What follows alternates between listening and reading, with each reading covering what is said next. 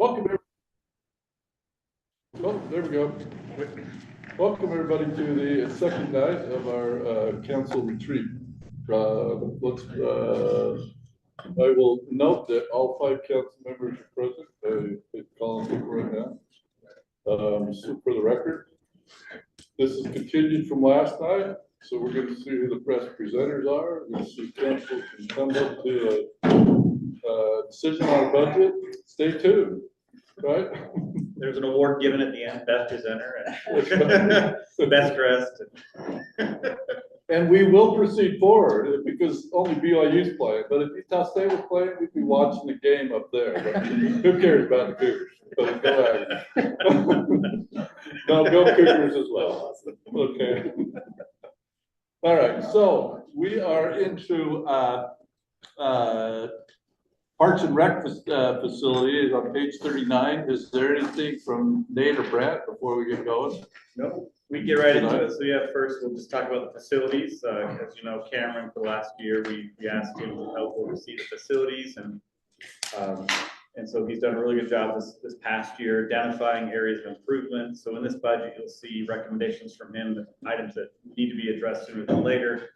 And then later he'll have more recommendations of keeping the buildings that we should consider. So we prioritized these ones, or Cameron has, and so I'll let Cameron present them.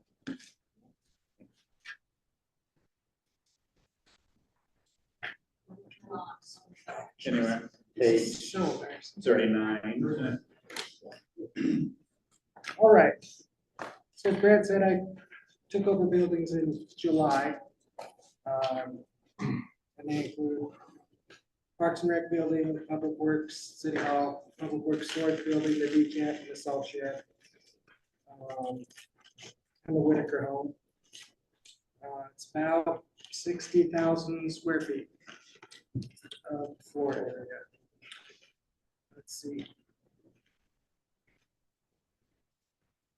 see, okay. Professional services, we bumped up $3,500 from $5,000 to $8,500 because I would like to include an annual garage door and HVAC maintenance program and have the windows, the outside windows cleaned at that building. Maintenance and repair has gone up $5,100. Because we have a water heater that was put in 2011, this is kind of more of a preventative maintenance item. And a garage door, we're down to 1 in that building that's original to the building in 2001. The HVAC system in the office portion is also original and is at the end of its life. It has been recommended by the contractor that it's working right now, but it's time to replace it. You'll see that request on page 57. When they go to capital, it goes to capital equipment projects. That's on page 57. So we'll kind of go back and forth a little bit. But you're on. Let's see. Public Works facility on page 40. Professional services has gone up 4,000 because I'd like to get door maintenance program and yard gate maintenance, which we have 4 of program, as well as an HVAC program. And I'd like to get the exterior windows cleaned. That's reflected in where, Cameron? Professional services. Okay. Line 310. All right, got it. Janitorial supplies have gone up $750. Things are just getting more expensive and we're just trying to keep up. Let's see. Maintenance and repair has gone up $7,500. I'd like to replace the original toilets from 1990 that are old and tired. Discolored. And we have 2 drinking fountains that are also original and are giving us some problems and leaking and limping along. In all of these facilities, I've added, and they're all separate, touchless faucets to all of our restroom facilities in all of our buildings.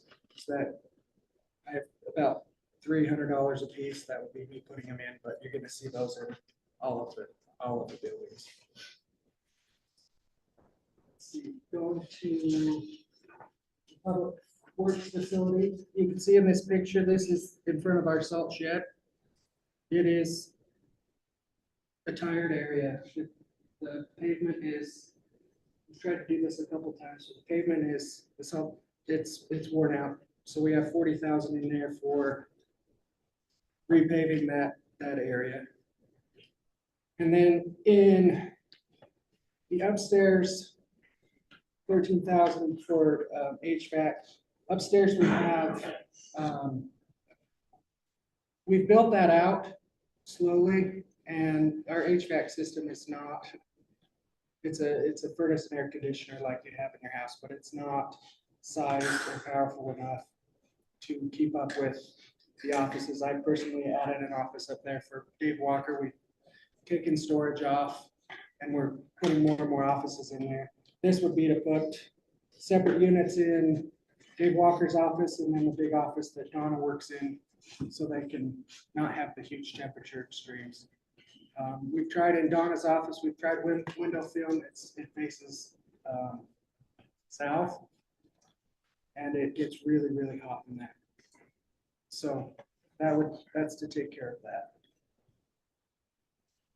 City Hall, we have decreased the part-time wages, 55,000, and only include one part-time in there.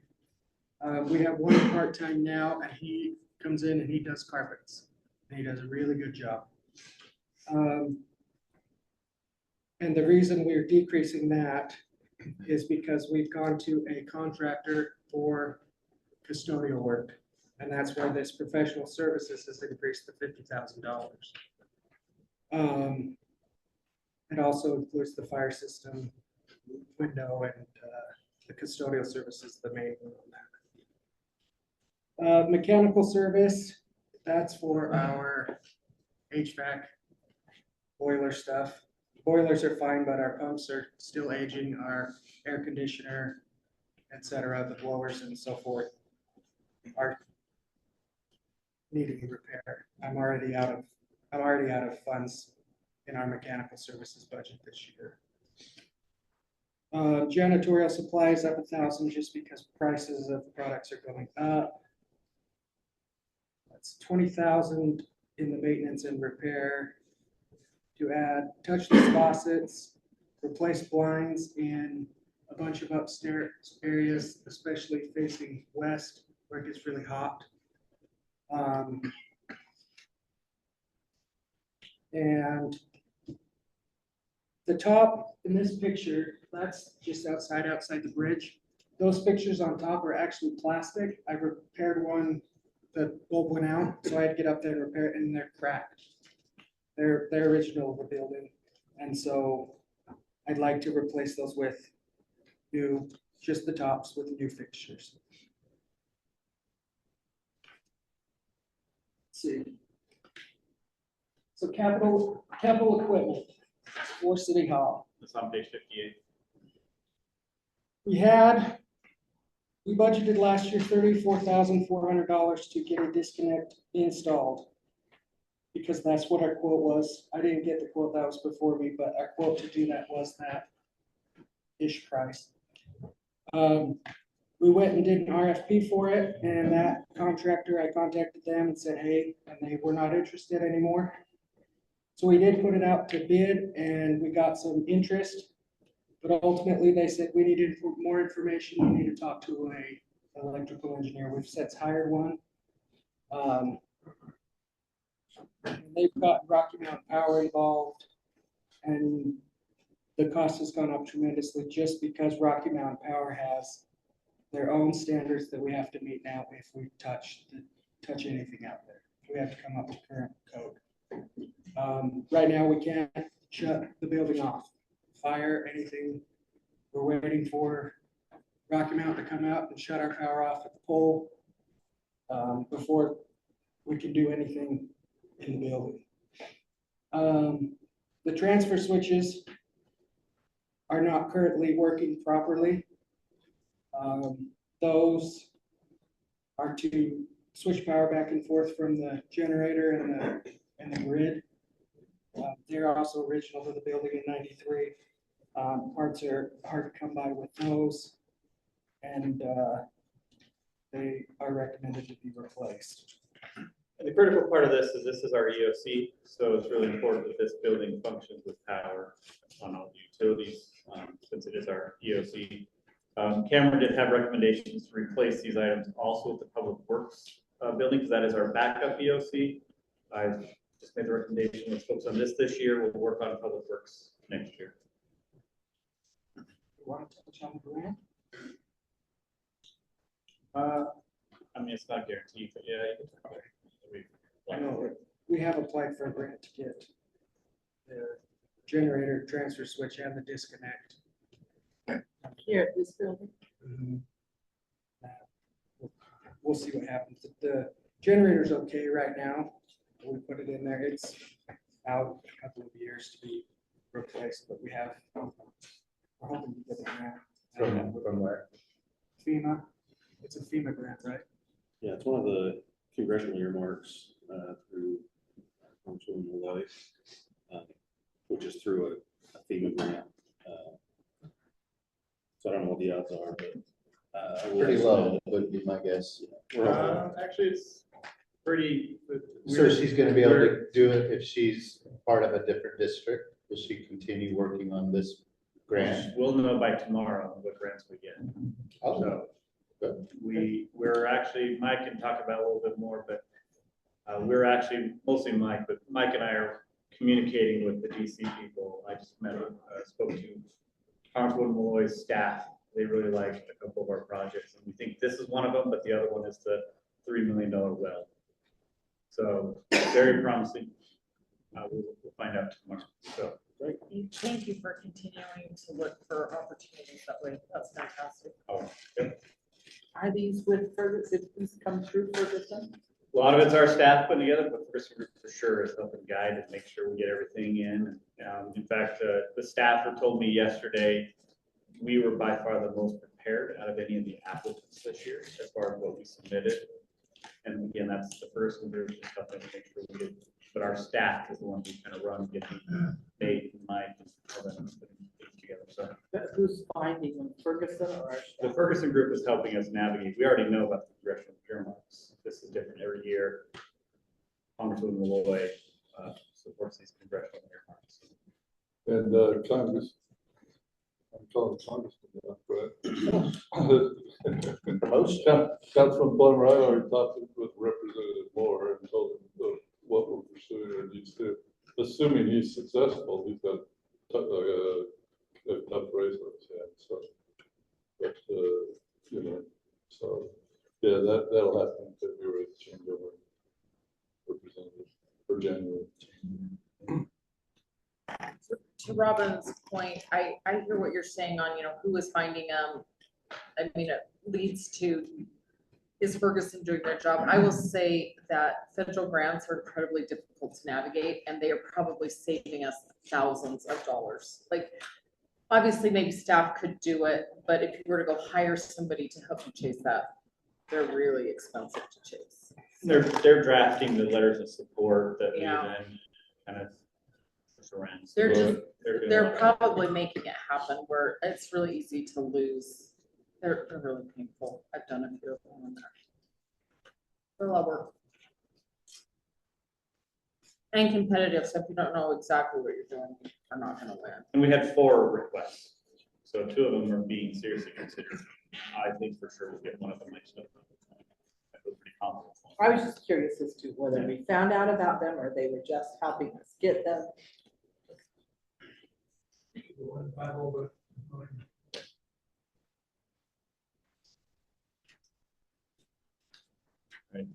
All right. The cans. Back to page 42. 42. All right, I'm asking for $3,000 increase, so we can include, that's 9 garage doors I'd like to put on an annual maintenance program. And as well as the 4 heaters in that back shop and we're down to a few red, old fashioned security lights like showing that are not LED that I'd like to push over the top. Finish retrofitting all of those.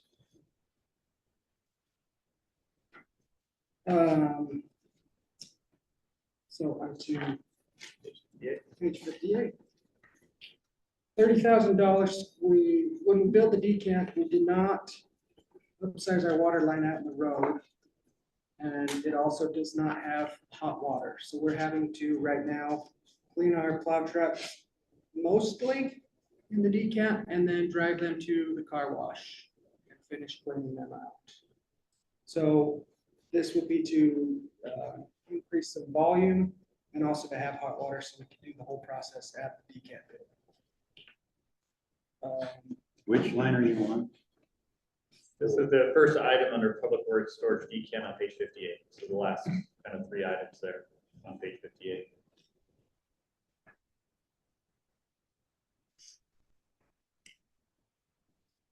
$20,000 on that next line to replace the garage door openers. That building was built in 2003. And we have 6 of 8 garage door openers that are original.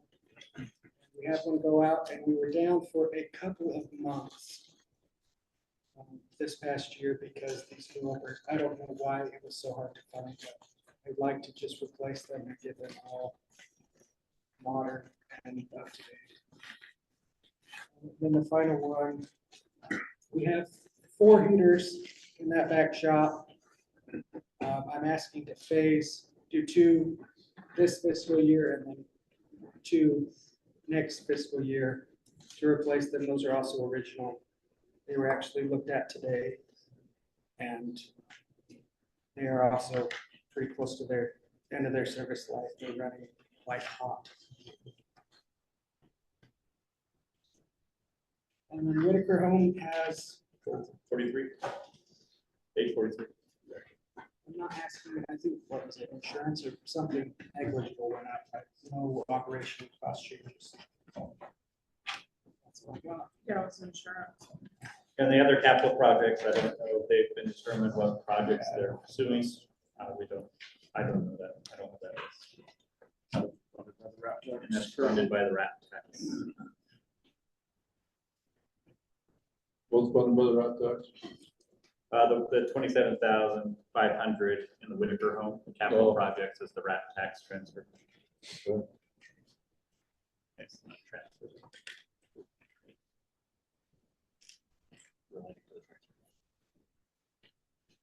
That's all I got.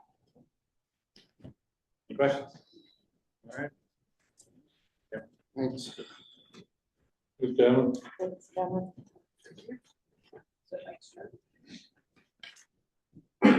Yep, Public Works Administration. Come on down, Michael.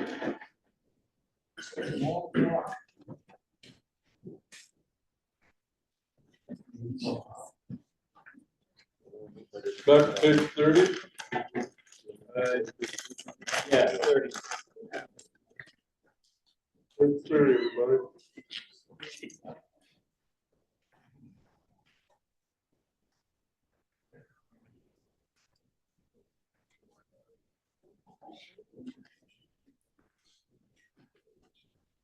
Our city council, thankful to be here tonight, I think. It should be fun. Anyway, I kind of want to go a little bit about what Public Works has been doing, where we're going and where we've been a little bit. To start off with that, we talked a little bit about Ferguson Group. So this is how I see it. Like Kevin and I, my staff will come up with projects that we want to go after. Ferguson will look out and find projects that fit what it is that we want to go after, grants. And so from there, they'll look and find stuff and then they'll help us put it together. Kevin is a big part of it. He brings in a lot of the technology to get the wording right. And then from there, Ferguson cleans it up. They help us navigate. They do all the letters of support. Then we submit it into them. And it's, it's a team effort, and if you take away one of the team's people, it makes it extremely difficult. I don't know how we would have enough time to do it all because it comes so fast, and we're trying to get all this information turned in. And we really need somebody that is there and groove that can do through the final submitting, so. How many times did you do that this year Grants? specifically? No, that little process that you just talked about, how many So- times did you do that this To year? give you an example, Nope, just the number. a number of grants, The number of Well- times you did that.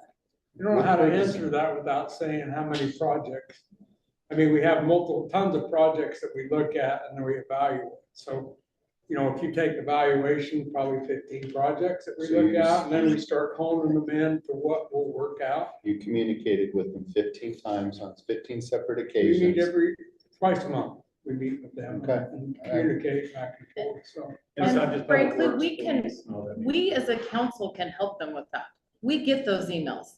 They come to us, every email that Ferguson sends out, they send to us too. Mhm. And I have sent several on to staff to say, hey, I just saw this, we've talked about this in the past. I mean, we can participate in that too and be helpful in catching things to do.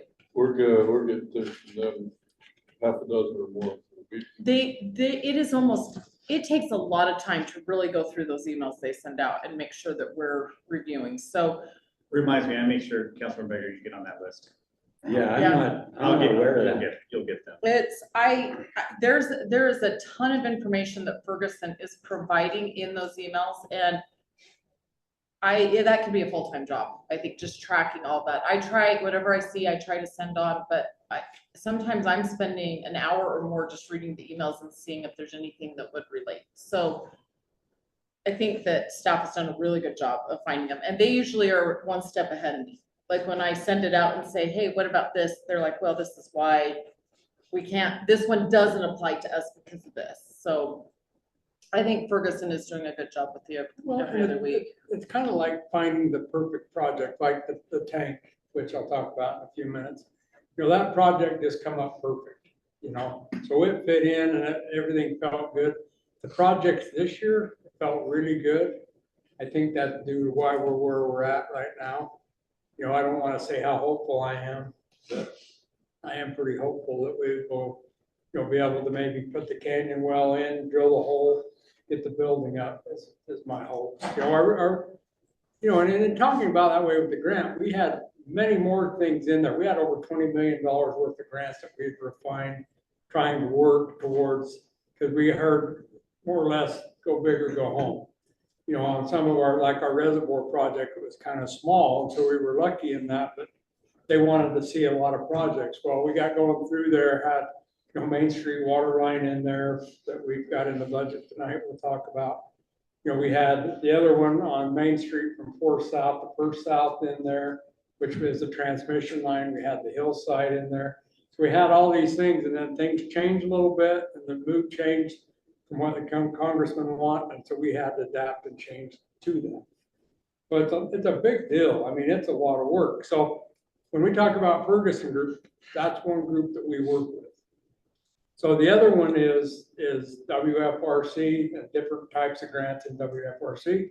And one of my new favorite ones is third quarter tax. I love working with the county on these things. And so I'll kind of talk about them, unless you have more questions about the Ferguson Group. Well, we're there. That's where Can I we're just say, Brent, I am getting those emails. Okay. It comes in as TFG. I didn't Yes. recognize that was Ferguson. Okay, great. So I'm getting that. And my question, are we paying them a yearly fee for their services, or is it per time they help us? We pay them $60,000 a year. So each fund pays $15,000, general fund, drainage, water, and sanitation. So far, I mean, the big one, I'm gonna step on a little bit. We did get $1.5 million grant a couple of years ago for the water tank that's being built. So they helped us, and the hope is we score on this $3 million well pump house grant that we applied for through the earmarks. So, very helpful. We're not gonna win every time, but I think, like, the one thing I was a little bit worried about with Ferguson Group at first was it's really easy. They're doing a lot of work, but whether or not we're able to take advantage of that is the question, right? And I have literally watched our staff like do Herculean efforts to stay up on that. And so I think we are still ahead of the game on that as far as Well, what they we're also spending came out- versus what we've got. They also came out and toured around, they know our city and we saw sites and Those of us who have read the NOFAs and reviewed and applied for federal grants know how difficult it is and how much they save time.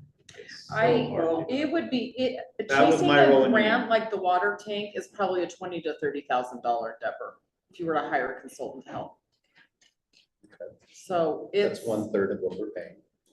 Right, but Ferguson's. we've gotten more than just that. Well, you're paying 23,000 and not, potentially not getting the grant, so you're doing that 10 times. and not Right. getting your grant. Again, it's, We've It's a applied for retainer. more than one of those. We went after a really big one that we did not get, and frankly, we wouldn't have been able to make good on it anyway if we'd have gotten it because the states canceled the aquifer storage recovery. Councilmember Plummer, give me $300,000 today, I'll give you $1.5 million. You taking that deal? Of course. Because that's what we're at right now. The example for me was like this, and it's a simple story, is we wanted to do a water smart grant. And it was a 50% match. Our match was 75,000 and the water smart grant was 75,000. So 75, so total $150,000.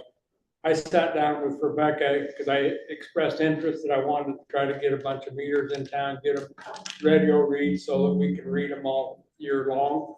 And get So- leaks, up to date, real Yeah, time get leakage leaks, we reports. can notify people, it's still a plan that we want to move forward on. But for me, I sat down and she started asking me all these questions and she was putting it together.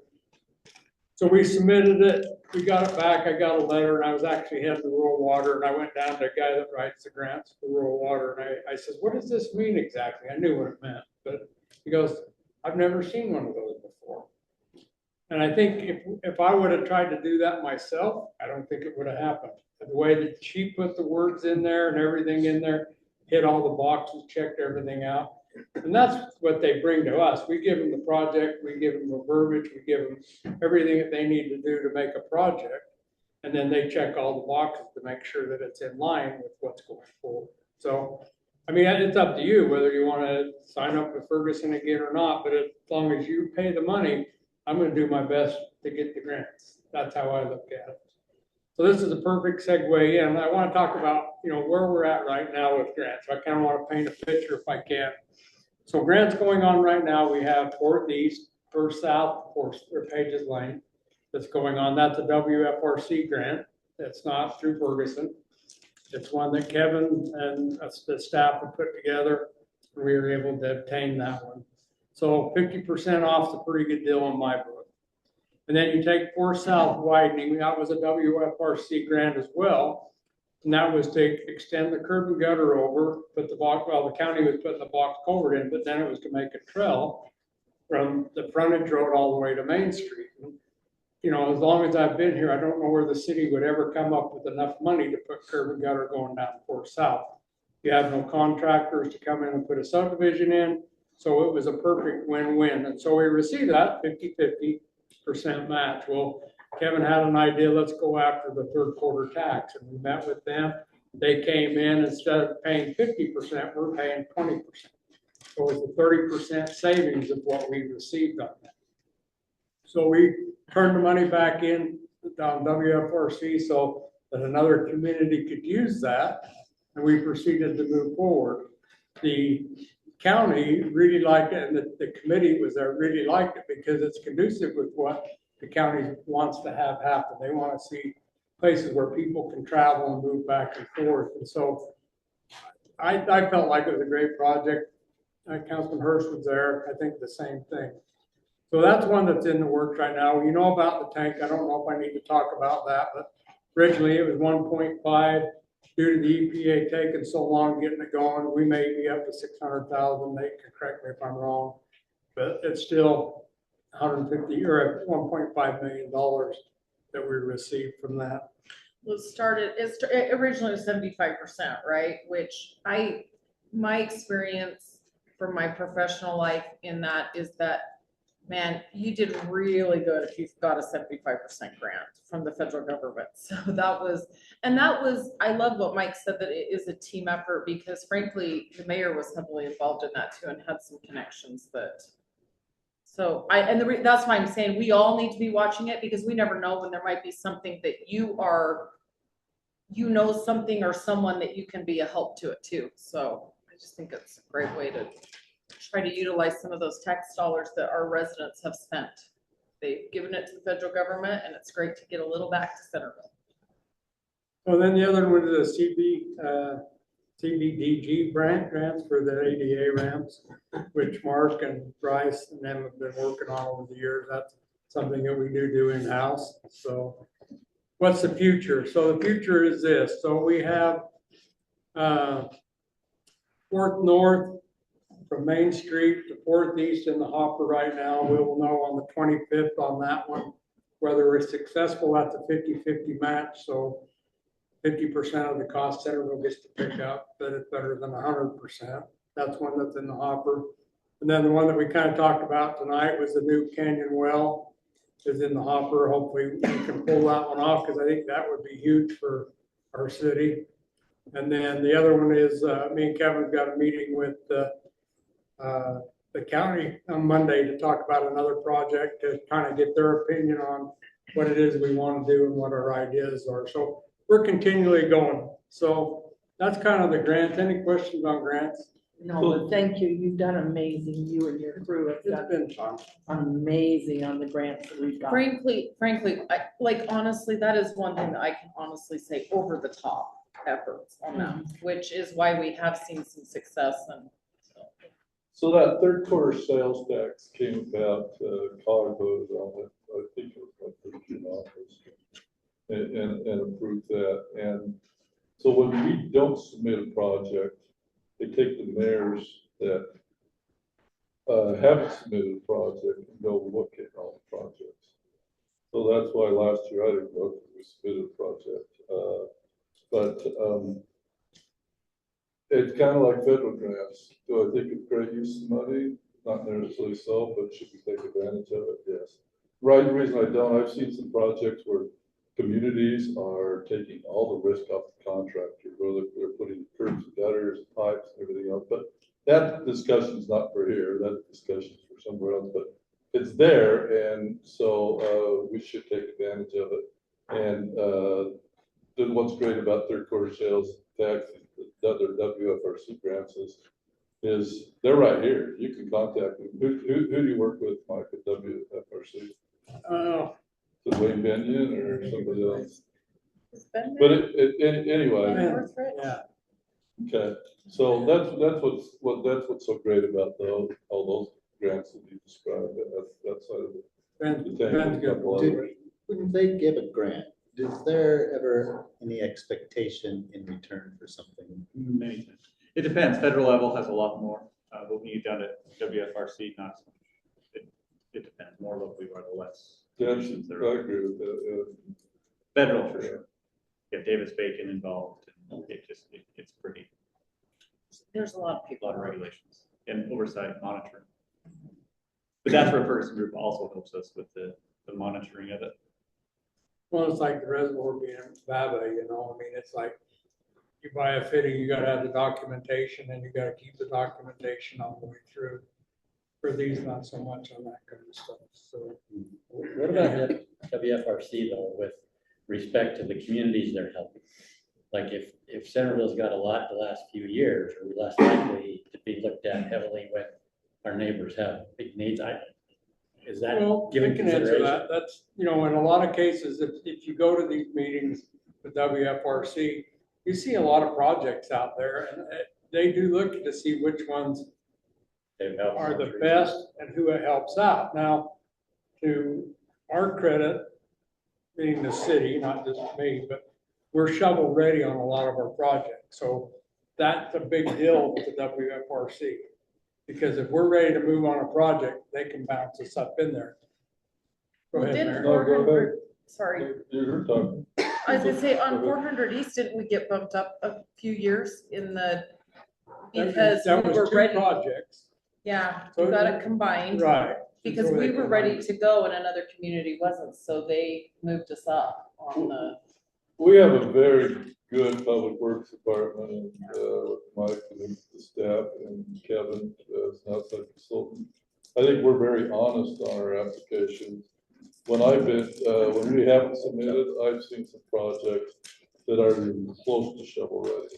And we won't name the city that have submitted a lot of not even close to shovel ready projects, except they're the big city in our county. But, but we've never done that, I don't believe, when we submitted. Without taking any more time, I mean, we have 3 other grants that we've already been approved on. One of them is for 1250 West from Parish Lane to westbound full limits. That's one of them. The other one is the trails going from 1250 West from Parish Lane over to the other trail, which, you know, I mean, we could spend all night talking about this stuff, but the state is gonna put a path going over I-15 over Legacy. So this path would tie in, so you're making more of a route going around. So, you know, there's a lot of good things. It's hard. I just want clarification, though. Wonderful that we're shovel ready and available to receive some of this funding. But my question is, have we received a significant amount? We've got some great grants. So do we need to plan to be more conservative because other cities are likely going to get that money shoveled their way in the coming future? Or are we par with the course on what we've received comparable to our neighbors?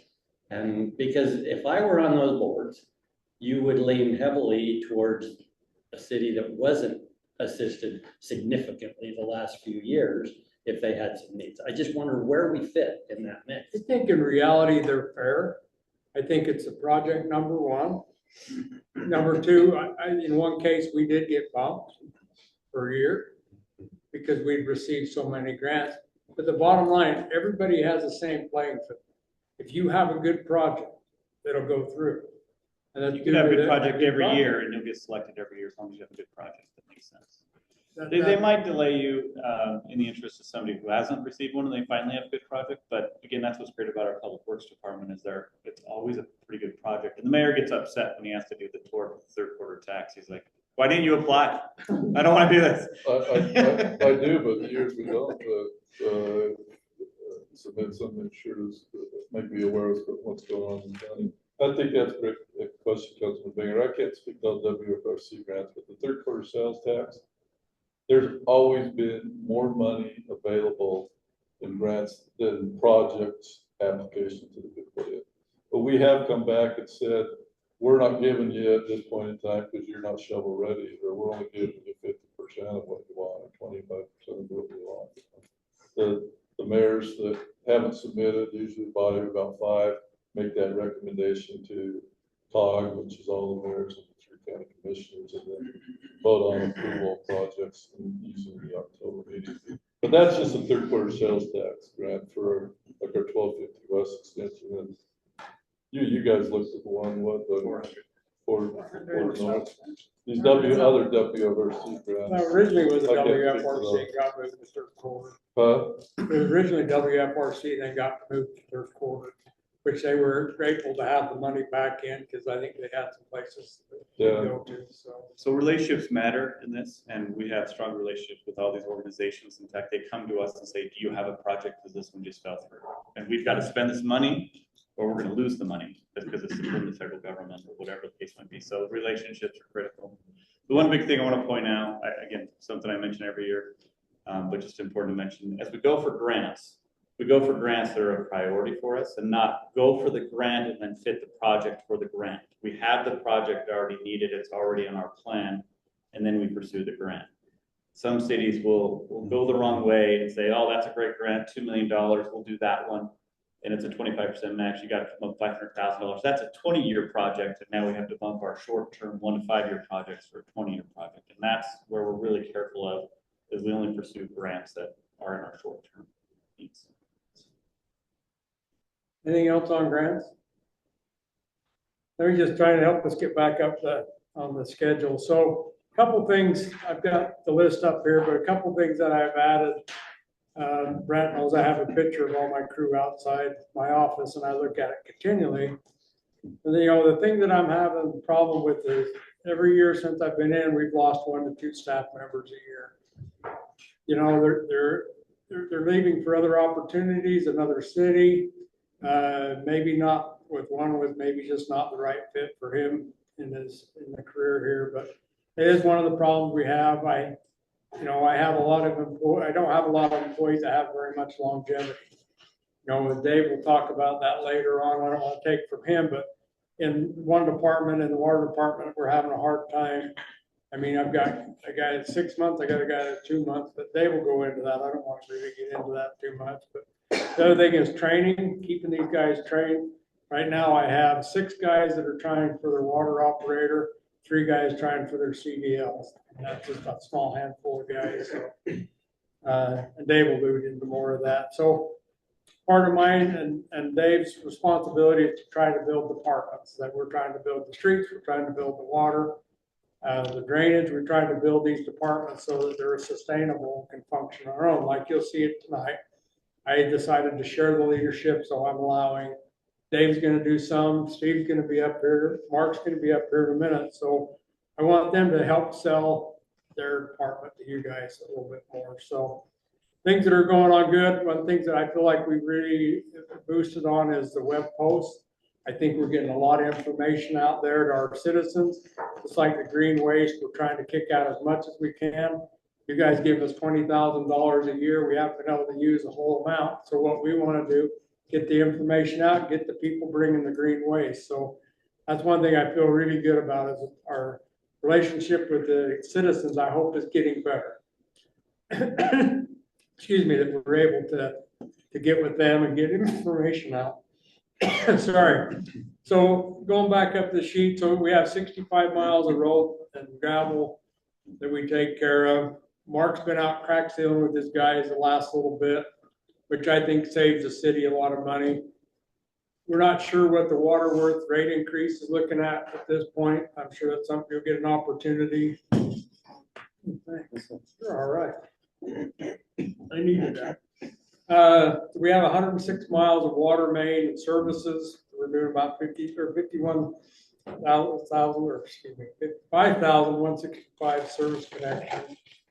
Part of the problem that we have, and I'll take a pause at this next one, is part of the thing that I asked my staff to do as we were preparing the budget was to say, I want you to look at each line item. I want to be a realistic number. If it can go down, it goes down. If it's got to go up, it's got to be justified. So as we did our budgets, these are realistic numbers to us. I don't know where we can cut them to make things better, but we've done things to where we feel like we're staying, we're not putting fluff in there.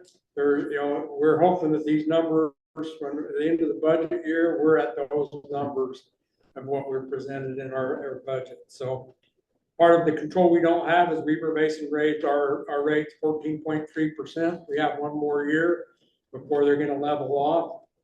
And that's a huge amount of money for us. So we have 500 acre feet of water. And so we don't want to lose the 500 acre feet of water. So what does that mean to Centerville? 500 acre feet, we can run our water system for about 2.5 months on Weaver Basin water, and the rest we have to run on wells. So that's kind of what it is. We do it during the winter months, so it's not, our usage isn't as high. So if you ran it during the summer, we would run out of water a lot quicker. So we'd like to give our wells a rest for a couple months, let the aquifers come up, kind of monitor and see where they're at, what's going on with them, is part of the reasons why we do it. And the last clip is, the public work is trying to do more with the same amount of money. So that's kind of where we're at. I'll jump into the next slide. So one ask that I have is, with things changing and losing people, is when my administrative assistant's gone, I have a hard time trying to find somebody to come in and take care of it. So we're asking for, I think it was $2,000 there to be able to pay somebody to come in.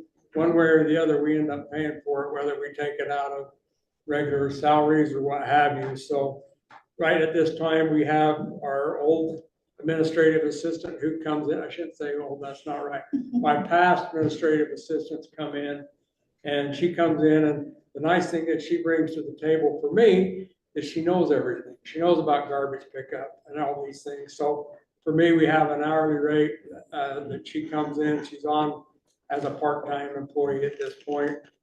But it's a way of being able to have somebody come in if she's sick or whatever.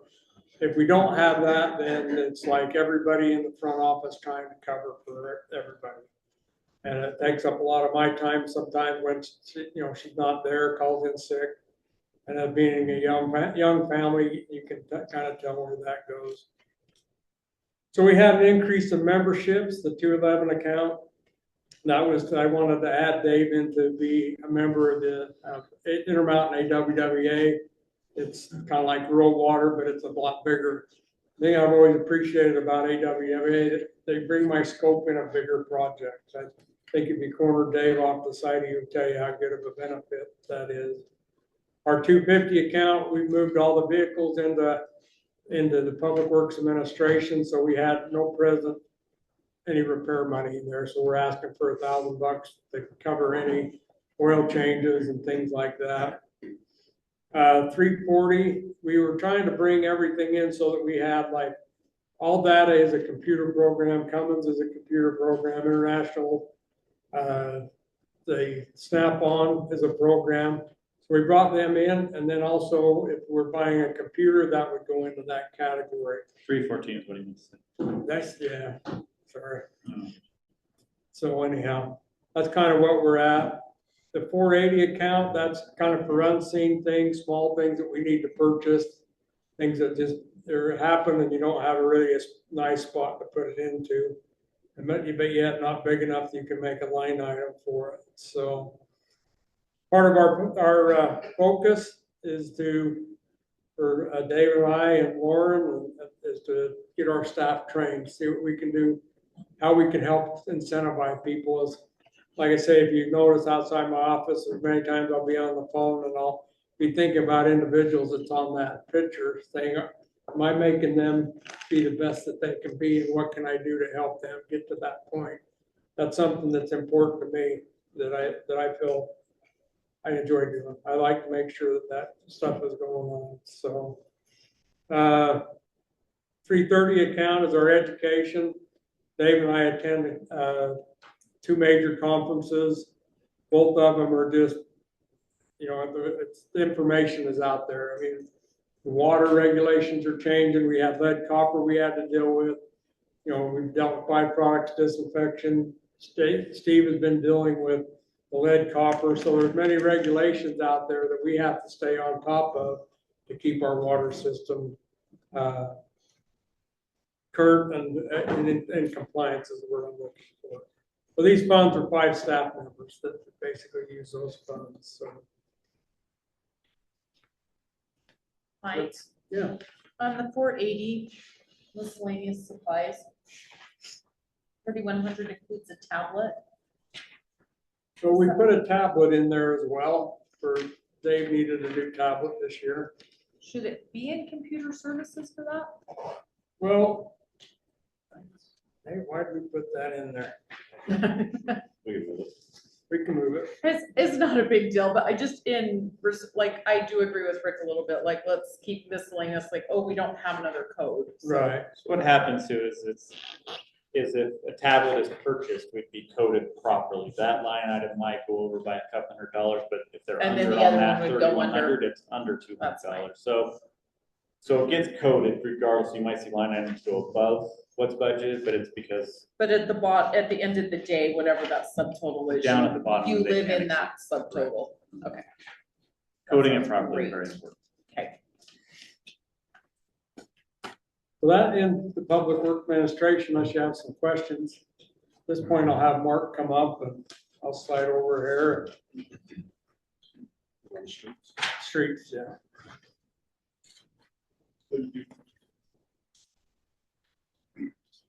Oh, you're good. So what page? 31. 31.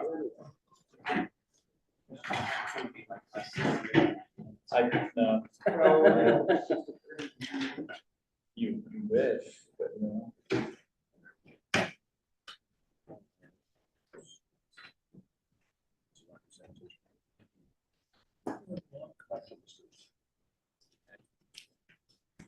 Okay. budget highlights for the streets department. We have a slight bump in vehicle maintenance. That's basically oils, parts, filters, stuff like that. The hauling increase of the $1,300 for asphalt and concrete dumping. This one I see growing, with the front growing and us not being able to get rid of the concrete and asphalt at the pits anymore. We're having to pay to get rid of the materials. So I think it's a small increase this year, but I think it'll grow over the years. We have the snow removal decrease, 26,000, because it doesn't snow anymore. Hallelujah.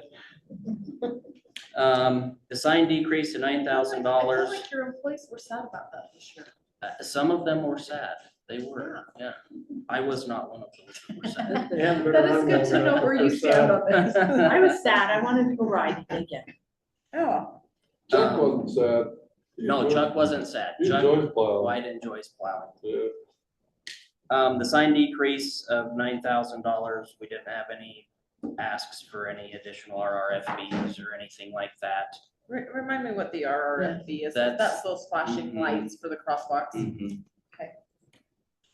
And then we have a slight increase in the streetlight repairs. It just seems like the infrastructure is getting older. It's costing a little bit more to fix it every year.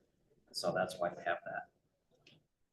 Questions? I'll put in a plug a little bit for Mark every year, puts in here that maybe one day the city considers a streetlight fee on utility bills. There are several cities who do that. In fact, Mark and I both pay a streetlight fee, a $4 monthly fee for streetlight to maintain streetlights.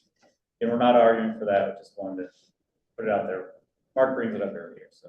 We have a If there very was a high. street light on every road or street, that might be a. You still benefit, Mark Street doesn't have any lights, but you still benefit when you hit the main roads, you still benefit when you go to other areas. And the expectation is very high here that the streetlights be working. Yes, it is. I've had a complaint this week. Yeah, we're not arguing for that. Again, that's just one of those items that. Could we roll that into a conversation about transportation fees too? Like, could we address both of those Sure. at some point? Yes. Questions? Short, sweet, hard to beat. Do we have any road projects this year? 400 East. That'll be 400 East. Is transportation. that's our That's main, transportation, okay. yeah. Okay. And is that coming out of our portion, Fund 47? Is that, I might have forgot. I'm looking for it. So go to page 59, and Thank that's you. transportation. Transportation has its Oh, own it's fund there. balance. Okay, sorry. You're right. Mark, do you see, foresee adding any new positions in the streets? Not in the next year. He's not asking, Mayor.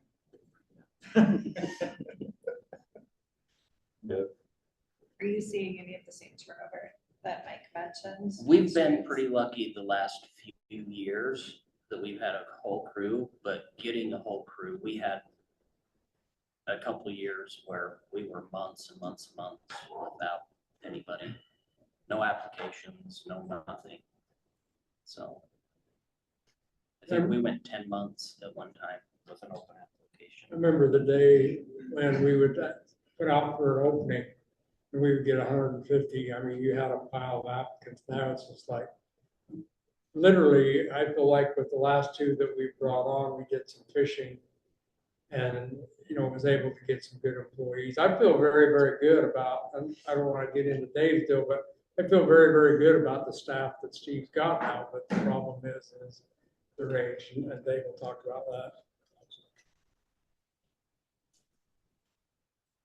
Okay, next we have street department capital equipment. Back on page 58. 57. Or 57, sorry. Whenever we talk capital, we go to 57 and 58, right? Yeah. Yes. Okay. The first one is the 10-wheel roll-off hook truck with the plow equipment. This is gonna replace one of the 10-wheel dump trucks. This truck is, cities and municipalities are moving to this hook trike application. It makes, you can use the truck for more than just one thing. So that's where we're trying to go with that. Well, with the hook truck too, tell them all the applications that we can do that we talked about. They have sweepers, they have vacuums, they have the plow equipment, they have dumpsters. Anything you can imagine they can build basically anymore. We With can the hook actually truck liquidate our application. big flatbed or F700 and just go to a hook truck that, so that saves us maintenance on our motor and everything else. Yeah. So it's kind of the direction we'd like to see go. And then the bobtail with the plow equipment, this is gonna replace the 2021 with the plow. This is our asphalt truck. It essentially has a conveyor in it with a conveyor system on it that we use for our asphalt patching and stuff that we do with the asphalt. And then the projects are 400 East, 100 South, Pages Lane, Road Creek Construction, Quarter Lane, Main Street. Cat asphalt roll. Oh, it's not on my paper, that's why. The cat asphalt roller, It's 59,000. 59,000. Yeah. On here. The asphalt roller we have now it's a 5-year-old piece of equipment. Set up with DEF. One of the perks of the new roller is we don't have to deal with the DEF on the equipment. That's hard on the equipment with the emission stuff. We have a trade-in value of $27,000 or $29,000. We think we can do better by reaching out to some of our contractors that we have dealt with in the past and worked with and sell it outright. So hopefully that looks different. So I wanted to ask on that, on these prices you're indicating, are they already including some trade-in value or some sell of the other equipment? No. So that's back to the first page, the sell fixed assets. That's where we account for it in the revenues on the revenue page at the beginning.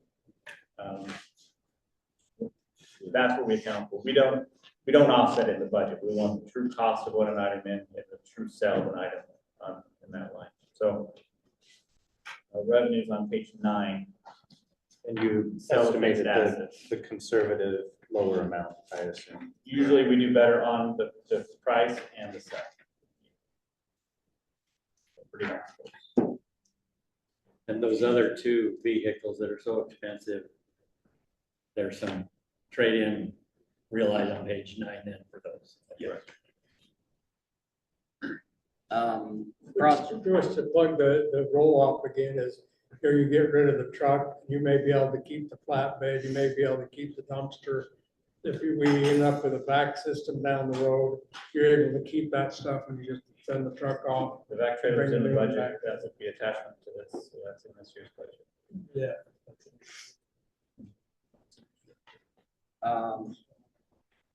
Quarter Lane Main Street to 800 West. That's the curb and gutter and the widening. And then we'll have the various slurry seal projects throughout the city for the road maintenance. And And, page 59.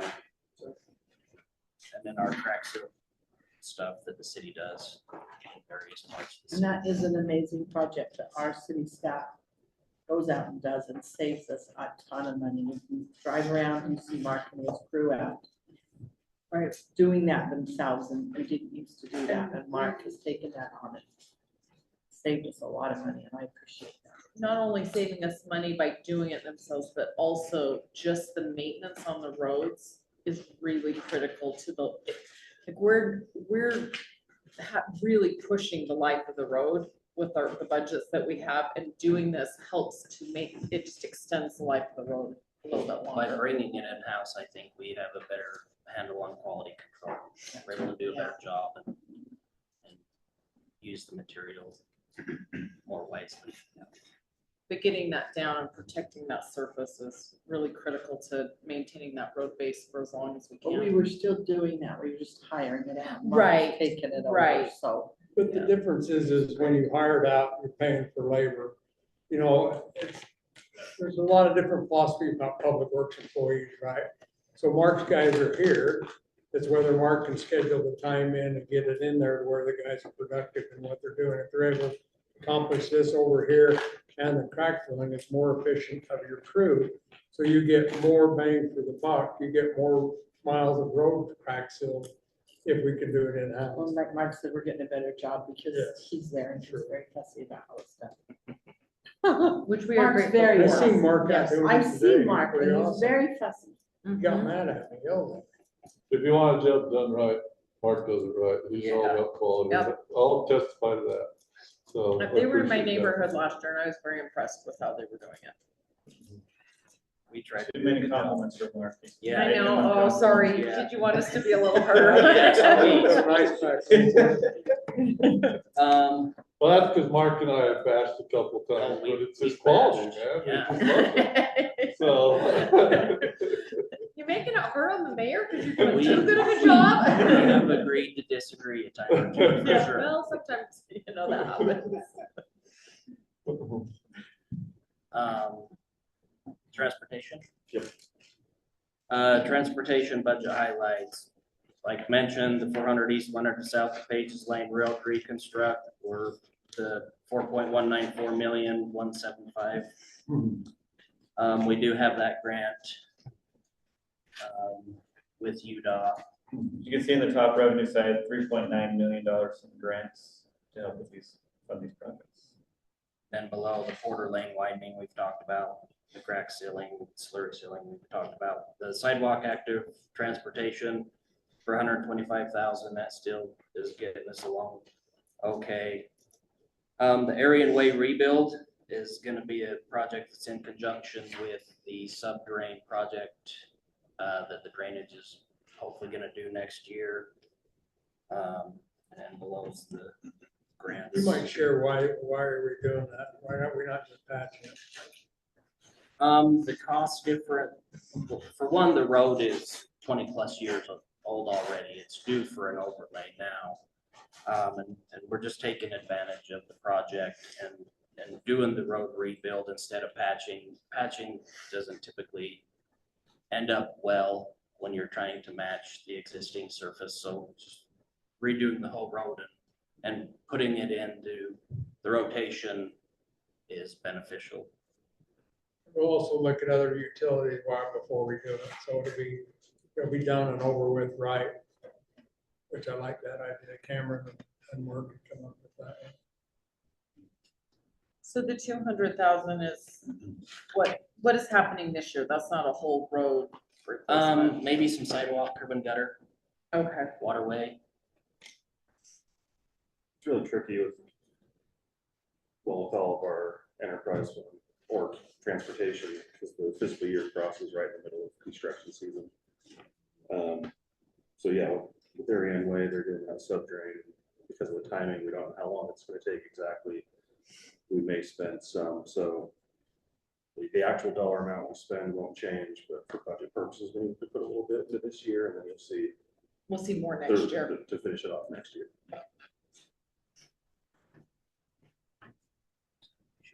Yeah, sanitation.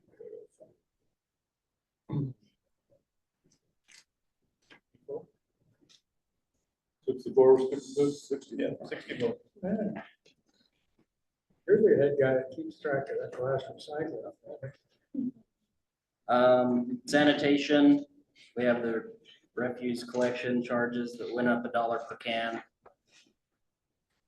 The green waste collection recycling went up the 5% increase. I think we're RFP this year for that. Next year. At the end of 27, so Next year. 28 is when we're. Disposal and tipping fees with Wasatch Integrated Waste has increased $1 per can. The glass recycling, 5,500 for the year. We started out with a few cans, we're up to a dozen cans now. In this $5,500 number, we're monitoring the glass recycling.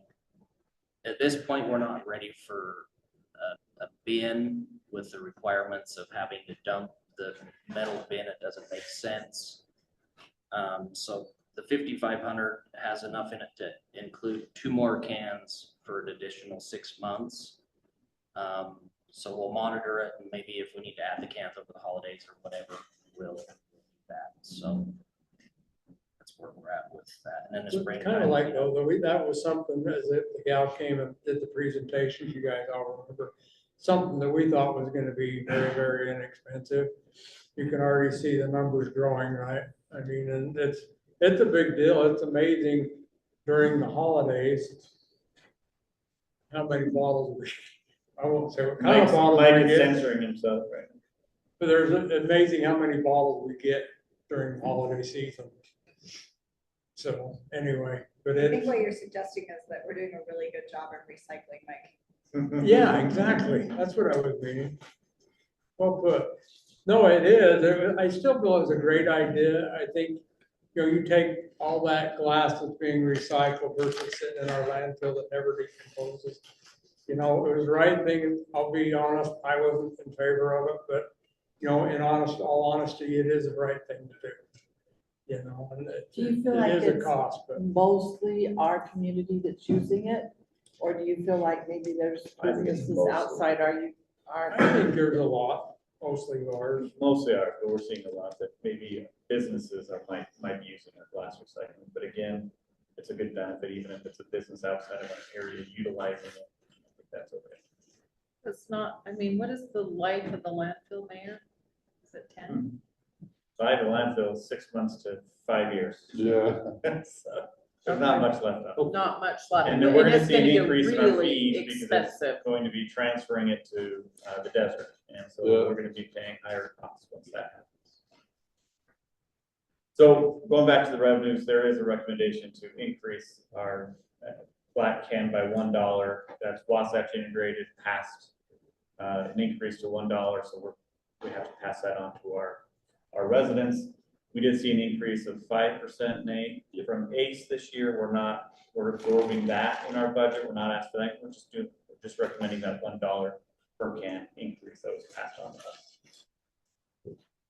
So how often does that rebid? The ACE, we just rebid it. I think we have 3 years left on this contract. 2 years? 2 years. Oh, wait, we did 3 years on this one. So we had 2 years on the extension, so that'll expire at the end of fiscal year 27. So the start of fiscal year. But then during that time, the current contract before that can raise prices for cans. So those two separate things, you got ACE, Yeah. Wasatch Integrated, which the mayor supported that, the landfill. And we got ACE as our contractor we hired to pick up our cans for us. So Two the separate can entities. this has nothing increase was do included with in the ACE. bid. Okay, they're just empty. Yeah, it's not a surprise, it was in the bid from day one. As it goes up, which was pretty cool, because they gave us the option of buying the cans. If we switch services, you know, we need garbage cans, and so they would give us the option of buying the cans. Recycling. Yeah, or recycling, that's right. So, Again, just a note that there's a diversion rate that we receive now. Wasatch Integrated is trying to encourage cities to recycle, to extend the life of the landfill. So they've given us an incentive, and Centerville's doing pretty good with our diversion rate. We recycle quite a bit, so it saves us $6,000. Is that what we're at still? Yeah, a little over 6,000, sometimes 7,000. $72,000 a year is what we save because of the recycling. So we get more residents to continue to recycle, the more savings we'll see here to try and keep our rates low. That's because we had a recycling program already in place. And it's a high participation rate. We're one of the highest county and cities. We had an opt-out. When it was first implemented in Yeah. Centerville, you had to opt out. Not many people opted out, so we're at 95% participation. Yeah. Doesn't necessarily mean, I should say 95% of the people have blue cans. Participation is probably 50%. Active participation is much lower. Rick, you were right on ACE. They are the ones with the cans, but in the contract, the dollar was already there. No, the dollar is from Wasatch Integrated. The landfill people are saying we are going to charge you $1 more. ACE is saying we have an escalator of 5% on your contract a year. Two separate things. What is the 5% per household?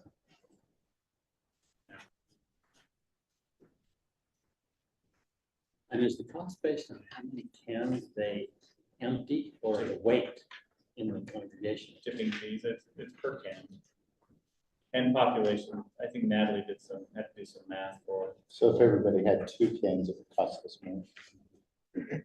So they have our numbers of how many cans, right, that our city has, whether you're using it or not, we're paying for it. The tipping fees is the way, so you'll see in the, here, the tipping fees, on that line item, that's based on the weight. I can send this document out to the council, but for trash can, it's Ace charging us $5.49. That's that's what we're paying today. So that's gonna go No, by, that'll be the. that'll be the new rate. Okay, what are we paying today? Just 95% of that, right? Yeah.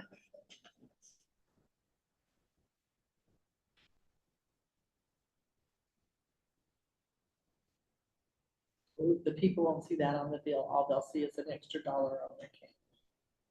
Correct. How does that information get out to the residents? Is that something that? Well, We're we're supposed starting to the get information that- out based on these conversations. I mean, if Well, that's I mean, the if direction. that number is gonna go up, how does that get communicated to the residents? It would be on the utility bill for sure, at a minimum, and then of course we have social media. website. But yeah, we'll Say have on on the utility bill. You say on the utility bills, it'll more than just show up as a charge, there'll be an explanation. There's a note, yeah, there's Banner. places where you put notes on there. So before it actually goes up, we'll say it's effective and probably go out. I guess it usually says when it's gonna become effective too, right? Also be a newsletter. Again, it's all contingent upon that this, you as a governing body approve that, and we'll start investing. Yeah, we didn't want to preempt and start notifying them for that. But-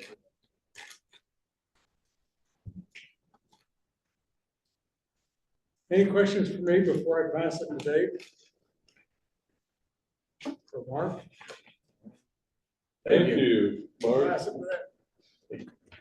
32, we're going GIS, Dave.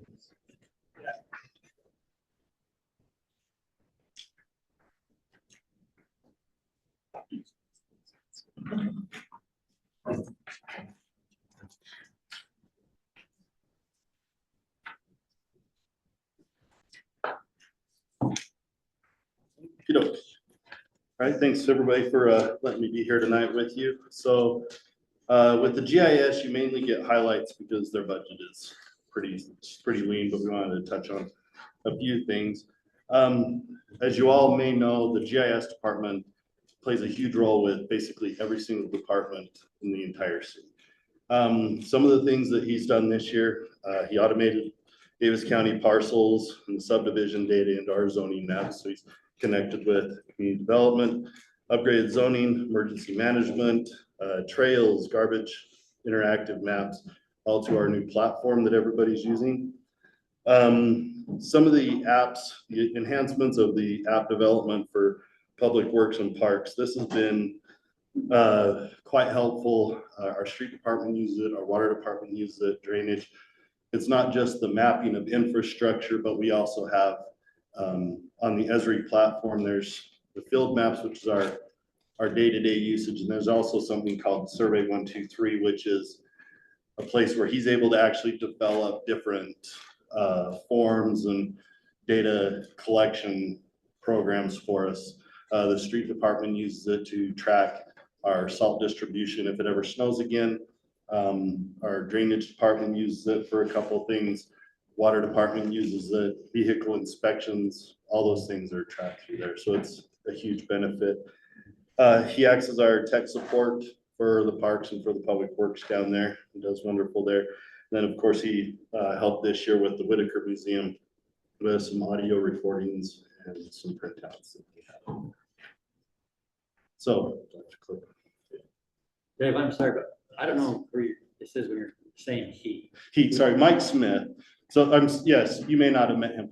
Mike Smith is phenomenal. He's arguably one of the best in the state, maybe even further. He handles all of this. So anytime you see anything with a map or anything, you get information from us on infrastructure. He's had his hands on that and made that happen. And he's a full-time employee. Full-time, he's down at our public works upstairs with with the rest. The of it. zoning map is by far, I believe, the best zoning map amongst all those cities in Davis County. Well, that's It's pretty just- good to know. Yeah. Very user friendly. He does great, takes a tremendous amount of pride in what he does. And so, yeah, he's huge for us and just fantastic. And he's always so willing to help you if you need anything. Because I go down with some pretty weird projects. And I'm always Yeah. surprised that he's like, yeah, we can do that. Absolutely. Some of the stuff he does for us, we come up with weird ideas. And it's pretty remarkable. What's his last name? Smith. It's about as generic as you could get. Not even made up, so. Some of the data that's coming for the general plan, when we talked about this last time, that a lot of that will go into his GIS database. And then he'll be able to incorporate that into future maps and needs. Yeah, with the planning and different layers that show all the different stuff, make it very user friendly, like he said, for anybody that wants to log. Yeah, the GIS is a really powerful tool. Anything mapping. looks There was, good. yeah, I just didn't know we had it. Yeah, he's amazing. So we move forward. We did hit the button. Okay, no real major increases in his budget except for there is a 57% increase to vehicle maintenance, going from 350 all the way to 550. And that's because we have an aging Jeep Wrangler that he won't get rid of. Is it officially a Wrangler? I don't think Wrangler was out. I don't know, it might be CJ. I don't think it's a Wrangler. It is, Okay, it's so the I love Wrangler seeing is his more Wrangler. economical to, at $500. This year, we went over a little bit in his budget because he had a couple quirky things. I think we're at, maybe $1,200. We're not really okay. spending any more than we do on maintenance. Cheaper than a Oil $50,000 changes. truck. that's fine, as long as I just know that sometimes the viewpoint is, rotate them, because with the state contracts, then you sell them for Yeah, he's a doing pretty great. good price. We've suggested it and we don't want to fight him. It's not worth it. Okay. He loves this thing and it fits him. If you know him, those that know him, it's a perfect. It makes us feel rural, like, It's- like he's the mailman on a rural route, you know? Yeah, he's pretty awesome. So, so that's really it unless there's questions on general line items for that. Otherwise, we'll just flip to the capital equipment, which comes out of the 47, correct? I don't have that page in here, I apologize.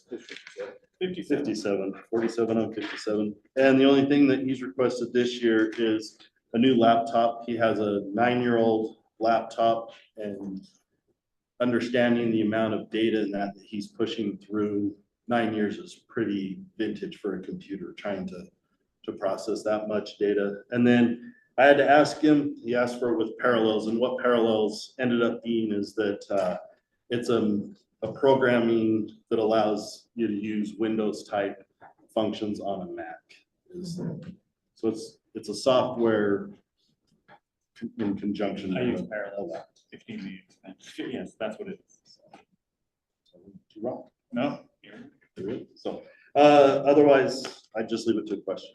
Tell them not to wait 9 years. 9 years is ridiculous for a new computer. Like, that is so outdated.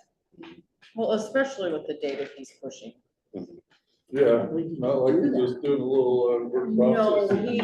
he needs really good. Record support. everything. What he's doing. So yeah, he also has a desktop. A lot of his function is desktop, but Oh, he uses, okay. he does use Oh. his laptop as a supplemental thing sometimes. So it's, So it's a powerful desktop. We do have a pretty robust program set up twice. so this would just come as part of getting caught up with that. Okay. How old is this desktop? Is that both? 2 or 3 years. I was gonna say, I think It's not that. It's recent. That makes me feel better. so that's good. Then I think next is water. Engineering, 33. I don't know. It's got me. The first two lines. Engineering? Yeah. Yeah, page 33. 33. First two lines for community development and inspection, those are essentially pass-through costs. So any of the ESI does, the developers, we're billing the developers for those costs. And then the bottom two, the parks and cemetery, and then any of the miscellaneous project our costs that are incurred by the city. We haven't changed any of those amounts for ambulance.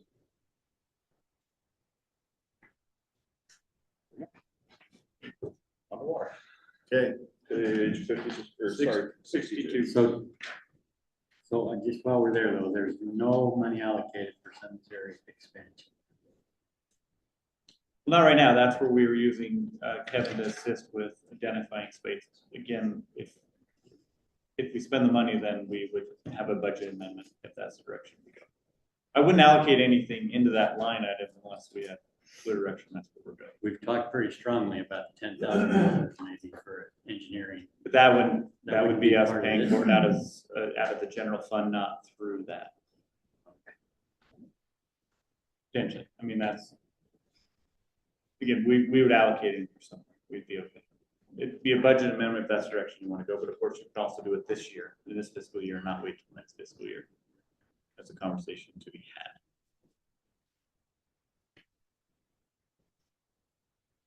Because as you know, we're on June 30th.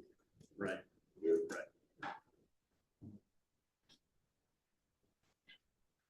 Page 62. To water. Okay, Steve's gonna join me. If you don't know him, you want to know him, he's exceptional. He's been our water supervisor for 4 years now and just been awesome. He's an awesome person. And so he's gonna handle the first highlight portion, then I'll come back and do numbers with him. Okay, as you can see behind me, we'll have some pictures up there. I'll wait till-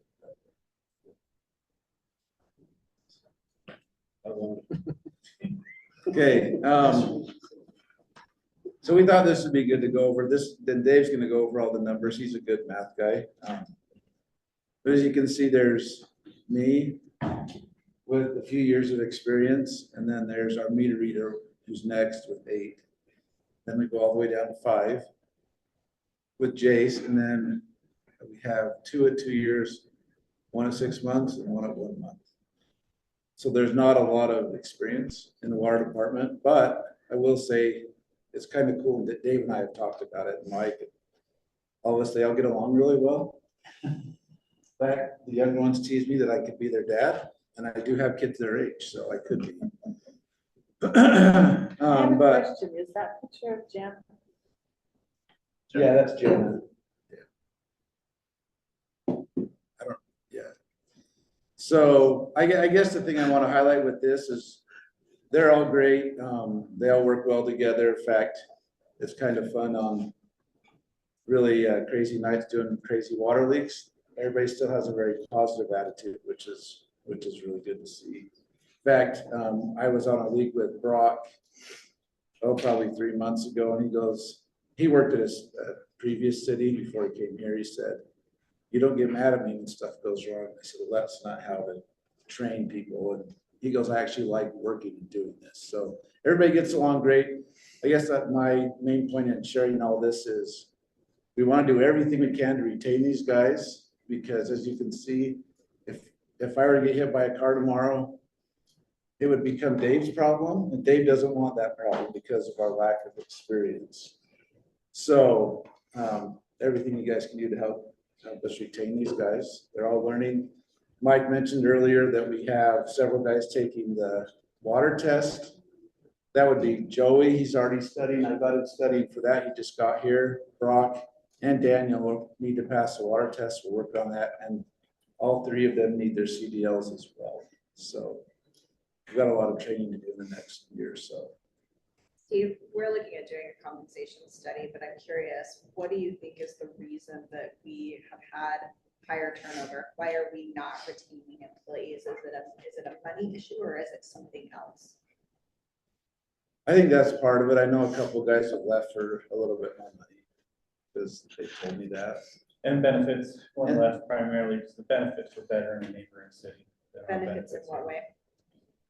His insurance, this is the one I'm thinking of, is 100% paid for at the city he went to. Didn't one of them get pet insurance? They get hobby. They get hobby. They They get a get money hobby for a benefit. hobby. I'm not arguing for this. No, I'm not. Anyway. I'm not either. But They get $500 each employee, was it 200 or 500? 500. 500 a year for whatever hobby they want, whether it's collecting Legos or going hiking or whatever. Anyway, strange, but it's those little things that. And you see a lot of, correct me if I'm wrong, but it is in your department, a lot more switching among cities, in the departments, right?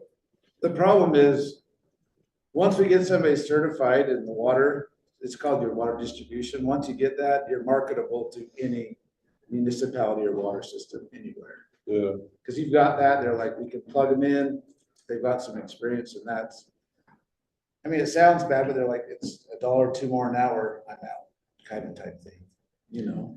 And one last thing, Councilor, it was flexible work schedule, 410s, those types of things also.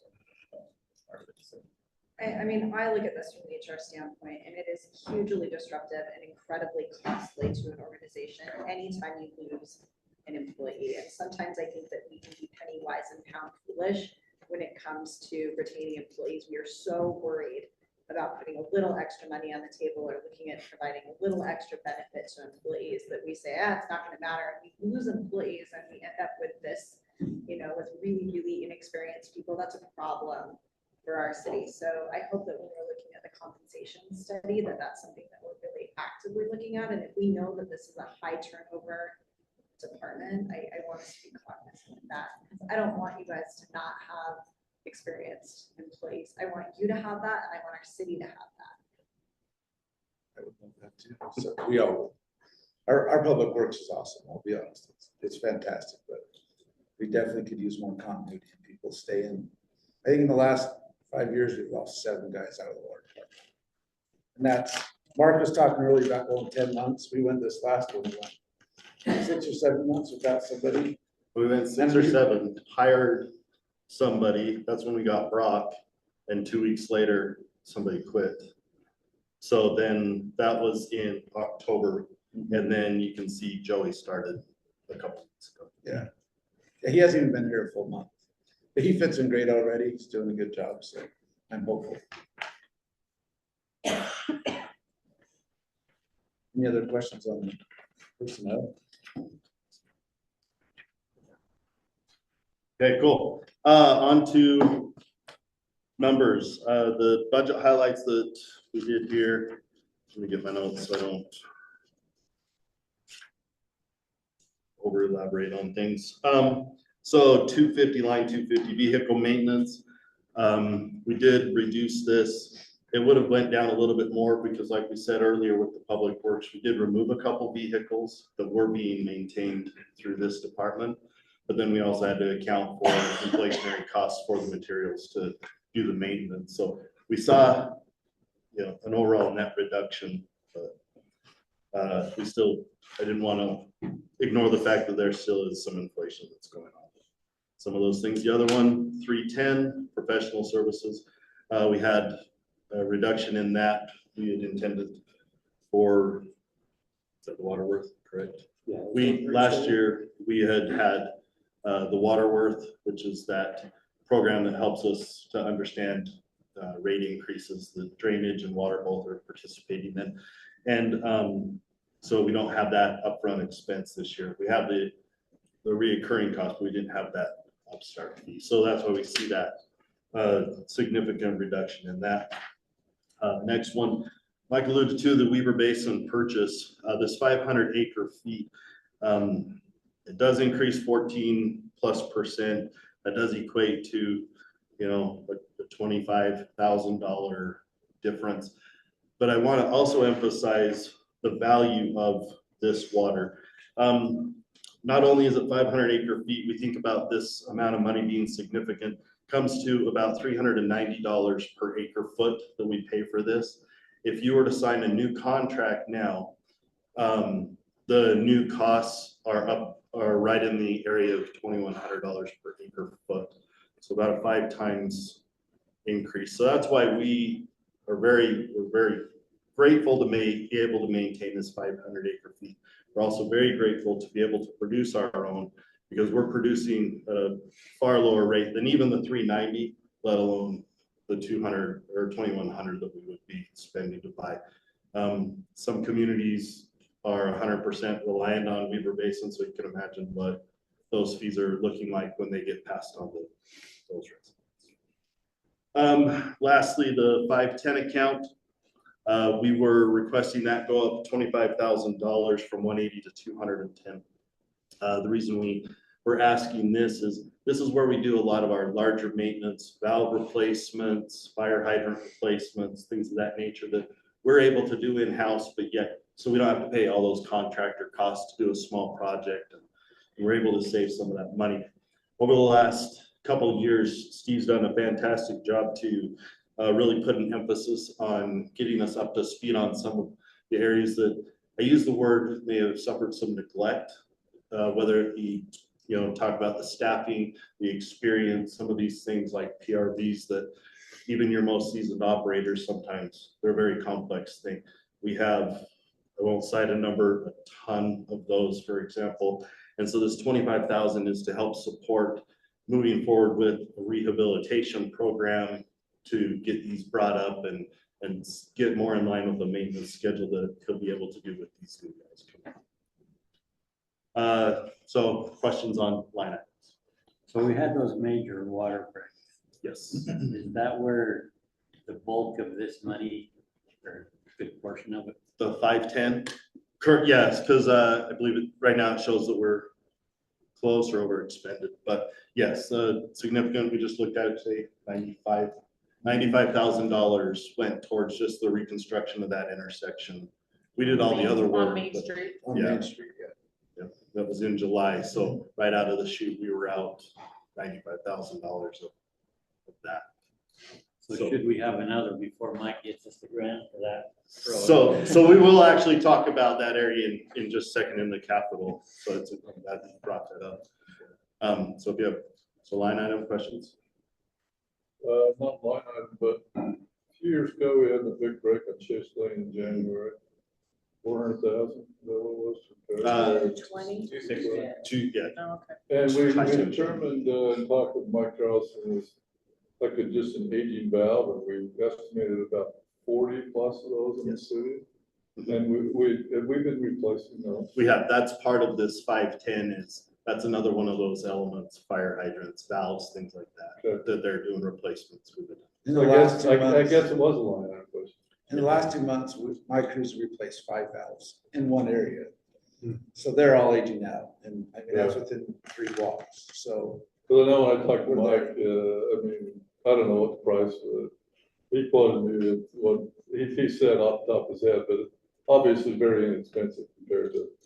Yeah, to even do the asphalt replacement and change bonnet bolts, if we can even go and do that, we're probably out less than $1,000. Yeah. We'll pay a contractor $3,000 to $6,000 to do that for us. So we're able to do it, huge savings, and again, a potential tremendous savings in not having another catastrophic. We just did all the bonnet bolts, had the contractors from Pages Lane to 100 South on 4th East, we had them redo all those. Cost us a couple $100 a valve to do, replace it. Why they were actually, they were even less than that. They bid it wrong, but that was their mistake. Yes. They had to pay for it. But we got all those replaced, and it was about 15 valves that got done for that project and that road rebuild, so that area is good for a while. We can't use that number because it was unfortunate for them, extremely fortunate. They lost some money on that. Capital then? All right. So here I highlighted a couple things. I'll start actually at the bottom, the backhoe. That is something that we've tried to keep on a rotation, again, to keep the equipment up to speed. We get a good return on it. We have an estimated $90,000 trade-in, if I remember correctly. And it's 100, I'm sorry, 100, I'm sorry. Yeah, and we're looking at $155,000 piece of equipment. We do this every 3 years, but still to retain 67% of 130,000 for the back. Oh, yeah, sorry, yes. So better return than. Yeah, better return, I apologize, yeah, that, I have those numbers flipped in my brain. So yeah, so that would be one of our requests. We do have the other requests above, the truck replacement. We do have a return showing on those. That's something that you guys have been great to support on that 4-year rotation. We're seeing a great amount of success. We're hoping for a 50% average return, and so far we're nearing a 67 to 70% return. So we're working ahead of what we originally thought when we started this about 5 years ago. And so, but to emphasize the other thing we have on here was a back trailer. I wanted to clarify that this was a request for a back trailer, like you often see these contractors going through town doing boring and that, where they do the potholing. It's a tow behind trailer. It would cost about $155,000 is our estimate. But if we were to be able to acquire the hook truck in the street department request, we would actually be excited to be able to put this up. The attachment for a Vector would be, I think we got quoted around 220 to 230. Does that sound? Yes. And so we would like to, hopefully be able to hold on to a little bit of funds to be able to support that and maybe into next year. We do have a back trailer right now. It is aging. It's at about 20 years. And so we wanted to make an advancement in this, but with our excitement for the hook truck, that would be bigger, more powerful, more efficient. So it would really put that. So you delay this 155 till next year, be 230, put it better. The 155 is for a smaller piece of equipment that's a tow behind. If we can do it on the hook truck, it is more expensive, but the piece of equipment is actually a bit larger and more robust piece of equipment than the trailer would be. The initial request came in uncertain with the amount of enthusiasm for that hook truck. So those would kind of play into it. So then if we talk about the capital projects, we have the 560 cul-de-sac. I don't have it up there. That's a project that we intend to do ourselves. Again, we did a small project like this last year, and it provided a great amount of knowledge and training for some of the new guys because they put their hands on the pipe, they installed the pipe, they tapped the services, they did the whole process that we're asking them to then monitor and pay attention to our contractors as they're doing the work as well. It just helps them get a huge amount of education on the process, and we did a street up there about 3 weeks. Yeah, 3 weeks. Yeah, so not much slower than we would have seen contractors do it. And it was led up. Steve and Mark played a huge role in doing the education and the leading that project. It worked out really great. So we have that. The other things are the well property at that price. That's kind of been discussed. I don't know that there's a lot to say. And then the last one is this Main Street Waterline Reconstruction Project. This is a huge project. Again, it is Chase Lane to 1700, which would include that area that we've had some big problems already, and we foresee that it's probably going to be a challenge moving forward. It is an expensive project, and so it is being offset with from the revenues. Am I safe to describe it as a loan from ourselves? And Nate, so what the thought is that in Fund 47, we have some reserves there, we would loan to the water fund. Instead of going out for bond and paying a bank and doing all that, we loan it to ourselves, and the repayment is to repay ourselves, the general fund, and just only the interest lost since it's out of the banking. So very low, 3.5% loan over 10 years. And so it'll save a lot of money. It could save a lot of money. And the reason we want to put this in here and we would ask for the support on this is that with I-15 reconstruction and all these other things going on, they're going to quit allowing us to do any kind of project through Main Street while they're trying to use it during the reconstruction. For the next 5 so we're going to be 5 to 7 years. And when you're talking $100,000 a week. Does that mean we can get UDOT to pay for some of it, at least repave it? I won't cross my fingers on that, that's for sure, but I like the energy.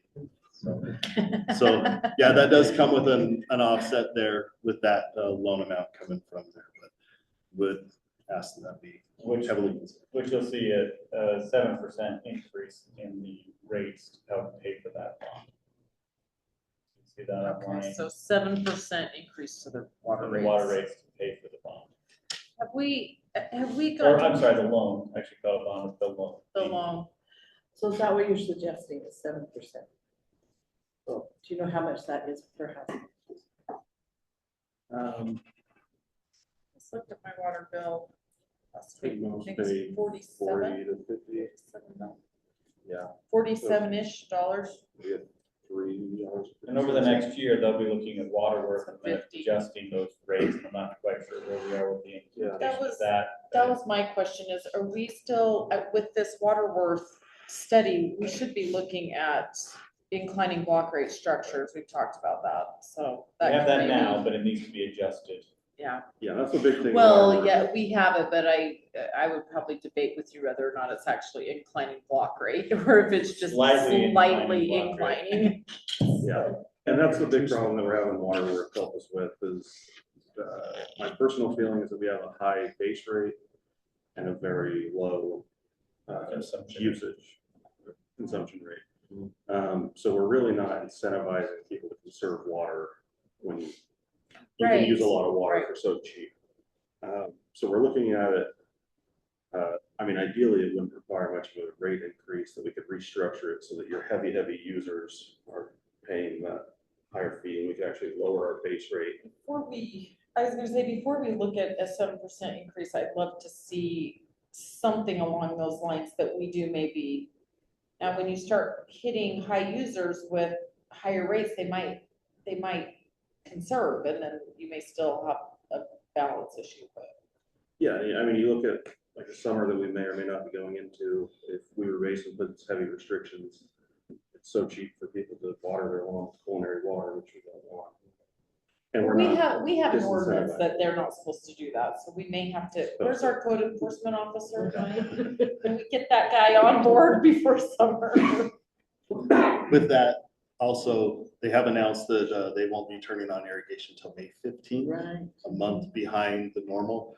I did talk with Robert Burns from Bull Creek Irrigation. We had a conversation. He says, we'll keep our eyes peeled too, because we may start to see people trying to hook their irrigation systems to the culinary. There's a whole lot of concern there, right? Like, you don't want anybody doing that. Yeah, that's the worst thing we could have. It's such a headache, and we don't ever want to have a cross connection. Right, we don't, but then I do think they'll use more water, like people are planting their gardens before May 15th, they're gonna have to use culinary water to get their gardens going, I mean, they're not gonna need to connect it, they're just gonna have to drag their hose. Technically, the ordinance is that they don't use it for outdoor watering, so I I realize think that, we but need you're to, not gonna. can we remind them, well, people, I will do it if I'm told and I didn't know, like, I think people try to conserve and do well. I think they do too, but I think you've got people who plant gardens and can their produce, and that's their life. And they're going to water their gardens. But should we not send that out in the newsletter, I guess is my point. So we Right. do have some things that we're putting together as far as water conservation, that we will be starting to put posts and different notifications out to remind them. This was, I guess it's not officially passed by their board, but Weaver Basin's board has always gone with Weaver Basin's recommendation, Dual Creek especially. board. My question is. Well, I'm sorry, it came from Weaver Basin, Right. and Dual Creek is simply following in line with. So what my Weaver question is, with Dual Creek, and I don't know how much their snowpack is up there. Dual Creek doesn't normally use any Weaver Basin water until well into June. Correct. So that water is coming down, They may not have a lot this year. but that's what I'm saying. I don't know that, but my question is, it's sad if we're just letting it go down the stream if they could be watering. I mean, you're gonna hear from people if our stream over there is running super high. I don't know if there would be enough to keep the reservoir full depending on how much people use, but it's sad to let that water go away when normally. Robert, when I was serving as a liaison, he was pretty cognizant about watching it. But what is the snowpack? Does anyone know? I It haven't was looked. 68% last manager. Now it's report. down to 56%. Oh. Is that's what we've got above us, not That's the necessarily numbers, the last statewide? numbers I looked at, it's. I Well, look know how warm one it's year been, when it's it was melted off high fast. snowpack, we made it to July 2nd without having to use any Weaver Basin water. Yeah, and I'm not sure how they'll be able to manage that, unfortunately. He didn't give any indication that they intended to turn it on any sooner, just to stay in line with. But to Rob's point, is that something we could, as a city, encourage? I mean, that makes a lot of sense to me, to use some of that water so people aren't The city cheating has and enough, stealing culinary. the city has enough shares that they can total share and do something about it. If they really want to do. I think that the bigger issue with this is we have to remember how hot is it outside? Most of that will not make it to the creek. It just will not, it will evaporate and it will soak into the ground because that's just the way it works Like I when it's said, this I'm not an warm. expert on that, so I don't know what kind of water. I will don't come know down either, the but I stream. do I'm know just- enough about it to know that these high temperatures that we're having are not gonna get, we're not gonna realize a lot into the creek bed. And This year, we were basing this year, our soil saturation is actually pretty high. It's Is it? 100%. Yeah, so not much is gonna be absorbing. Okay. If we had And I some just snowpack, watched a it'd be a news perfect year. report on the Colorado River Basin where they were talking about it and saying, unfortunately, it's so warm now in the mountains that it's just not making it to the, Well, yeah, you keep these temperatures, I mean, I was out walking yesterday and we couldn't believe smooth how much it was running already. Right. I mean, it's not really looking like that in May. yeah.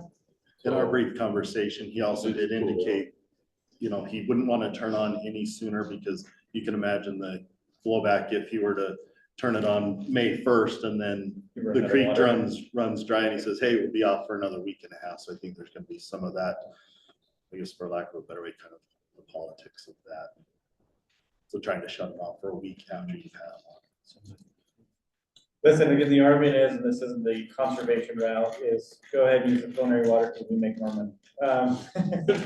But in all Well, honesty. we do not that's wanna not- run we our don't aquifers advertise down that. when we're already in a mega drought. Yeah, so that's ultimately, we're not encouraging it. We do need to educate the residents on it.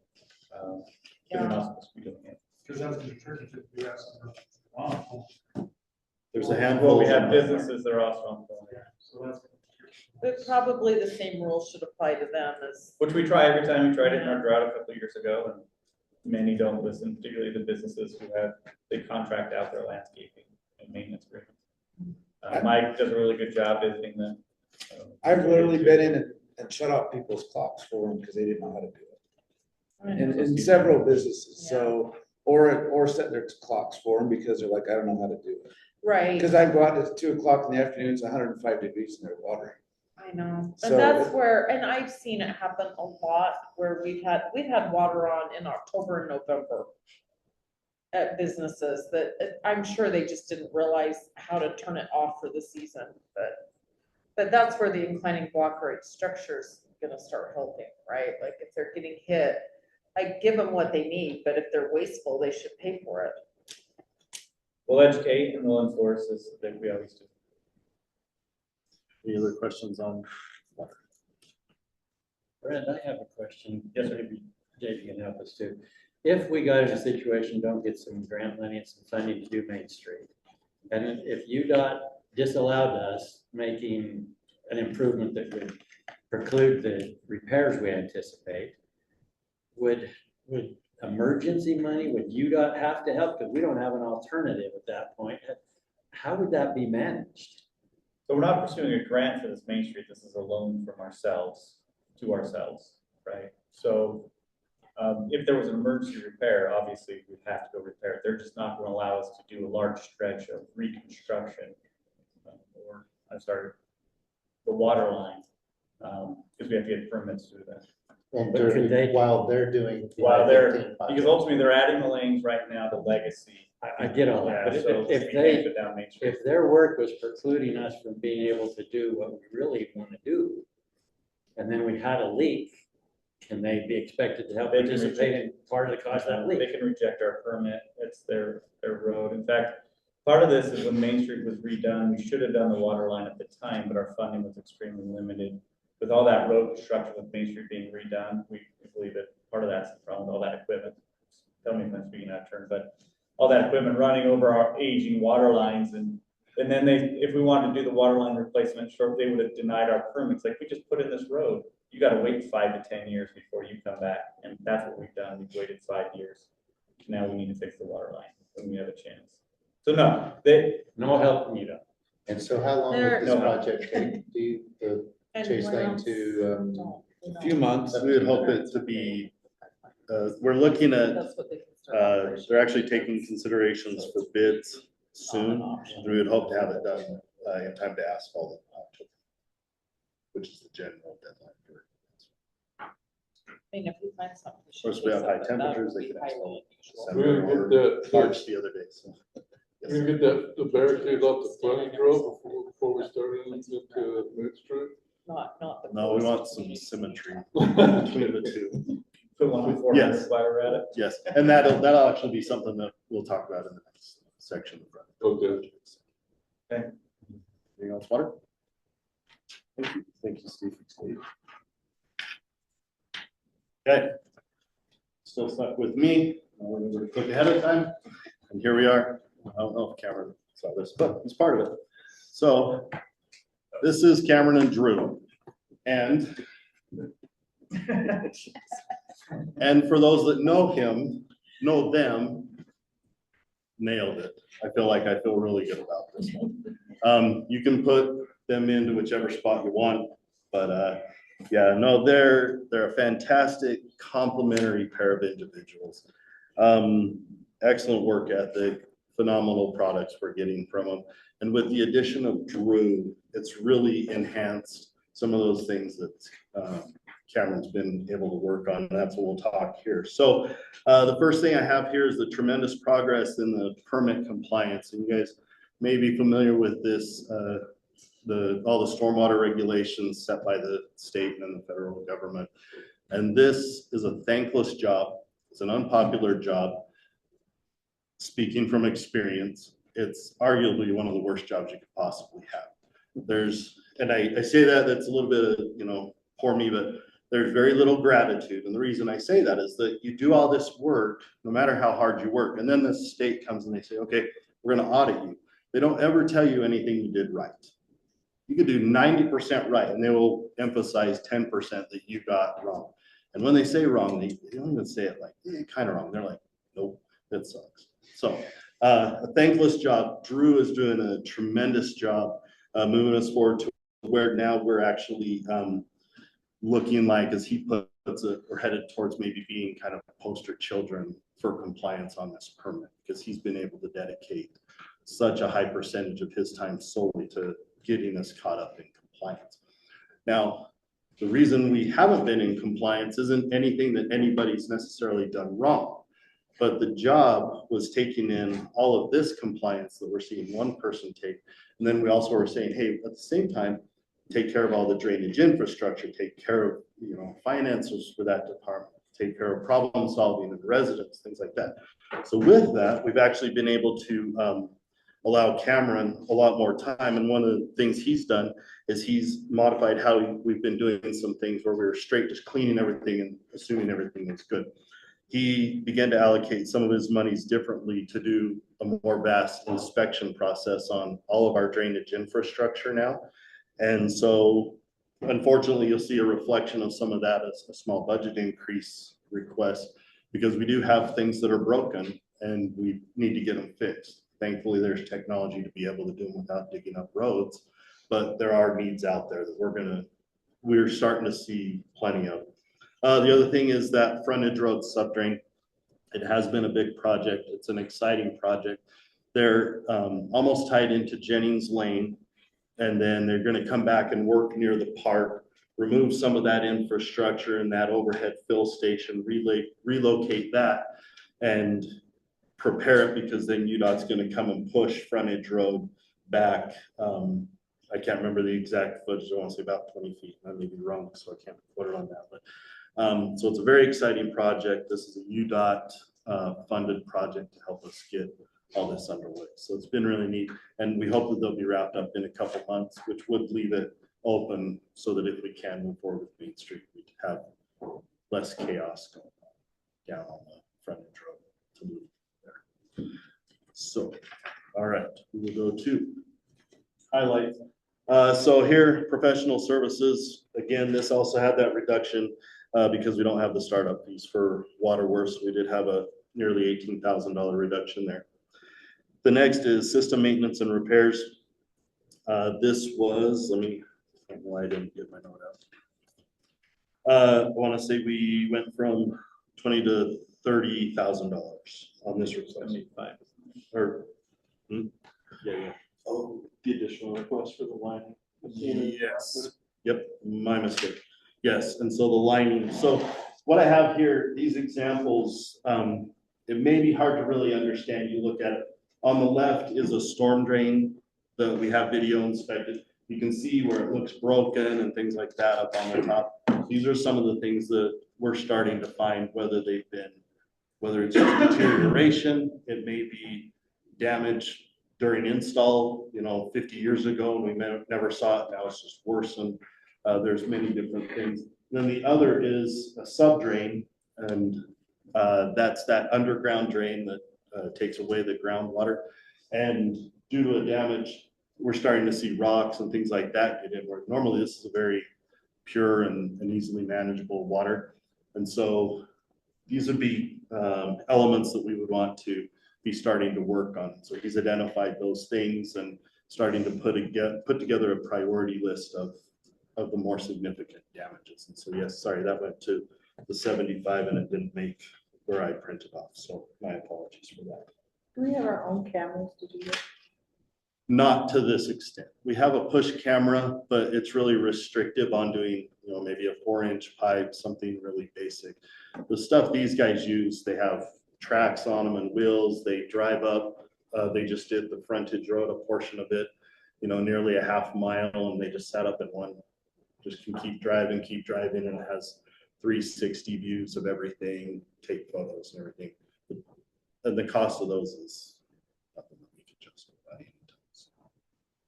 And that's contracted through our maintenance group, which right now is Twindy. And they've been doing all the cleaning and jetting, and they also offer this service. So that's where They're the ones that run the cameras. correct. Okay. So the other things we have on here, the decant hauling and yard maintenance. And that one has a 100% increase going from 15 to 30. The decant is when they clean all the storm drains. We have this big building, they dump it in there. It takes care of it properly, kicks the water over to the sewer. We haul the rest of the stuff off. Some of the impact we're feeling is that Bountiful sometimes takes the stuff, sometimes doesn't. So we have increased tipping fees up at the Layton landfill. This also would incorporate other stormwater compliance issues that we have on our own facilities. For example, a manhole that we would need to set so that we can inspect appropriately where we're discharging to our own main lines. Things of that nature. And so we wanted to have a little bit extra to help offset some small projects to bring ourselves into compliance. Okay, any questions on line items? Oh, sweet. Okay, then on to the capital equipment and projects area. So again, you'll see a roll-off dumpster, $25,000. This again would go in conjunction if we do work towards that hook truck. Right now, we do contract out to have a dumpster for our street sweeping and things of that nature. We pay to have it hauled off. This would just make it so that we would have our own, manage our own, haul our own, use our own equipment. So if we don't do the hook truck, please do the hook truck. If we didn't do the hook truck, this would be obsolete for this year. And then, as mentioned prior, the area and waste subdrain replacement, $750,000. This is a significant subdrain replacement. It's an area we have had a couple challenges come up. It was laid at a time that inspections were modest at best. The material is nothing that we use now. We started to see, laterals that we didn't have identified as well. This is part of what he's been going through as part of our video inspection. And so this is an area we feel very strongly to avoid, claims or flooding or anything. It's point of connection, everything in place, and that this would be an excellent project to get us going. So I don't have anything else that I want to yap on unless you have questions. The debt service, item number 740. Remind me what that is, and then also when does that retire? Yeah, that was a water drainage bond that we took out in 2012. 640 you need. Down the very bottom of the page on 65. It's on 65. Oh, at the very down bottom. underneath on debt service. And I believe it's 2030s. I believe it's 2030, might be 2031. If you look in the water fund, it's also the debt service there. Oh, yeah, I saw that. So Okay. water takes 110. the majority of it, and the drainage. Okay. So with the city of our size, it's pretty amazing. This is the only, we don't have much debt, which is pretty awesome that we've kept our debt relatively low. Now, again, debt serves a role in some extent to help save money and extend the costs over time, but I think Centerville's been great at keeping our debt low. Is this Utah Water Finance Agency that's in the this is back on the water page, 110,234. Is that through 2032? Yeah, it's It's the same one. Oh, okay, through, Brent, everything that's been presented to us tonight, you've been over, and this is what you're recommending in your balanced budget. Correct. After our review, this is the recommendations from, as your budget officer, this is the recommended budget from me to you. And then from here, it's entirely up to you from the policies to, side to decide. But in your ballot budget, that one's budget, we can have everything we've seen tonight. Correct. And that's using 1.2 million or so from the Fund 47, not including the $2 million loan. Right. Back to our storm drain.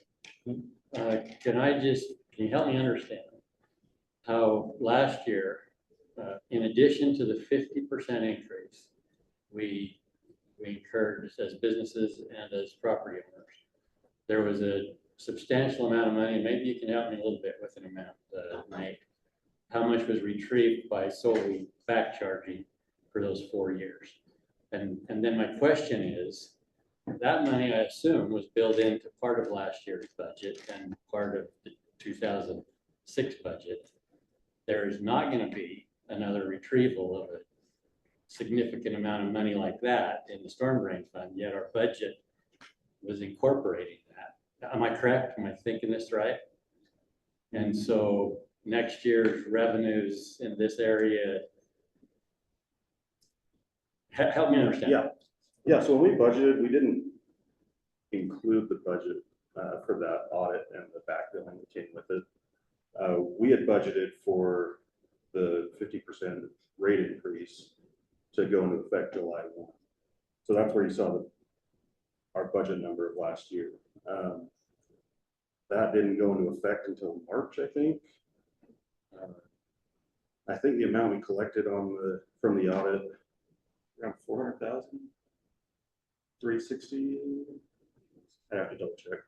It was in that range. So we actually didn't budget any extra for the back billing.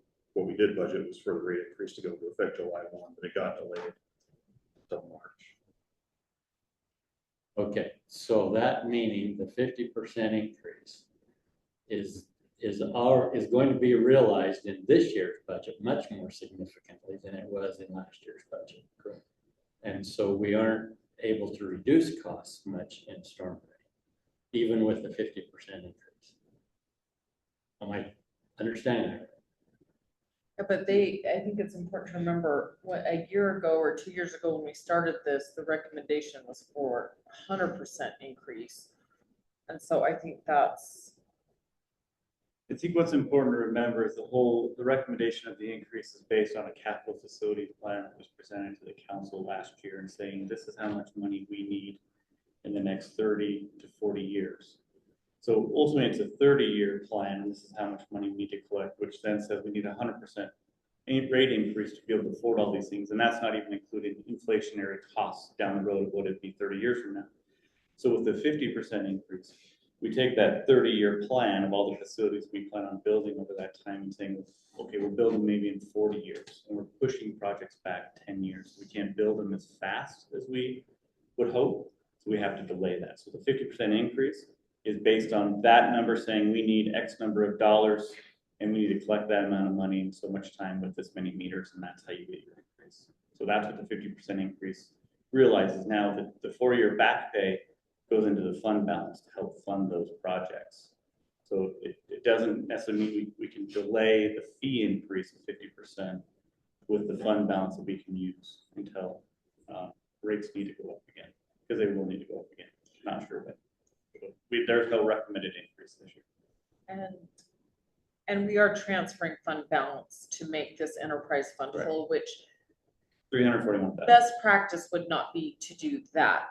These enterprise funds should operate, we should be charging, and they should be operating within what we're bringing in. They have to operate independently of anything else. Right. So that's my concern, is that I'm still seeing a fund balance transfer of 334,000. So yeah, that's the fund balance of the drainage has their own fund balance, just like sanitation and water. So it's not the fund 47, those are all separate, and it's not the reserve. It's So not the it's general all- fund, it's coming out of the drainage fund. Yes, when you look at the fund Okay. balance of use of 341,000 in your capital projects, again, for one-time projects, $750,000 is the Erin Way sub-drain replacement. So it's okay, it's a one-time expense of that replacement. So it can be justified, but we got to monitor the cash flow of the enterprise funds. Okay, now the next big question. I don't know if everybody here is aware that just recently we had a meeting that only 2 of we council members were invited to, addressing whether or not some revenue should go for the city's footprint to the storm drain fee. And that amounted to a significant amount of money, $42,000 a year, that the city should be contributing if they were paying the same as businesses are required to pay. So there's no reflection of any of that discussion in this budget. No, because that would not be my recommendation. By law, we are not required, the general fund is not required to pay for the enterprise funds, the use of water, or the use of drainage or sanitation, because it's considered de minimis.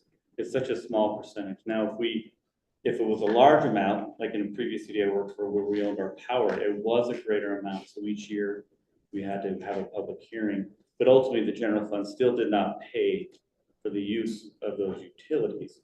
We have a public hearing notifying the public that we do not intend on paying that.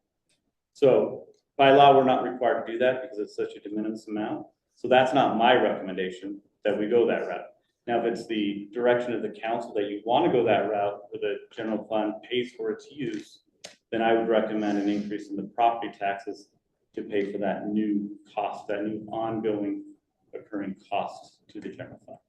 So, and then you have the 2 funds, and my recommendation again is that we do both. You don't just pick drainage enterprise fund and say we're going to pay drainage and not water. My recommendation is that you would pay both enterprise funds, which would equate to $85,000 or so, which would equate to a 5% property tax increase. Well, maybe I'm oversimplifying this, but in my world, we call that commingling of funds.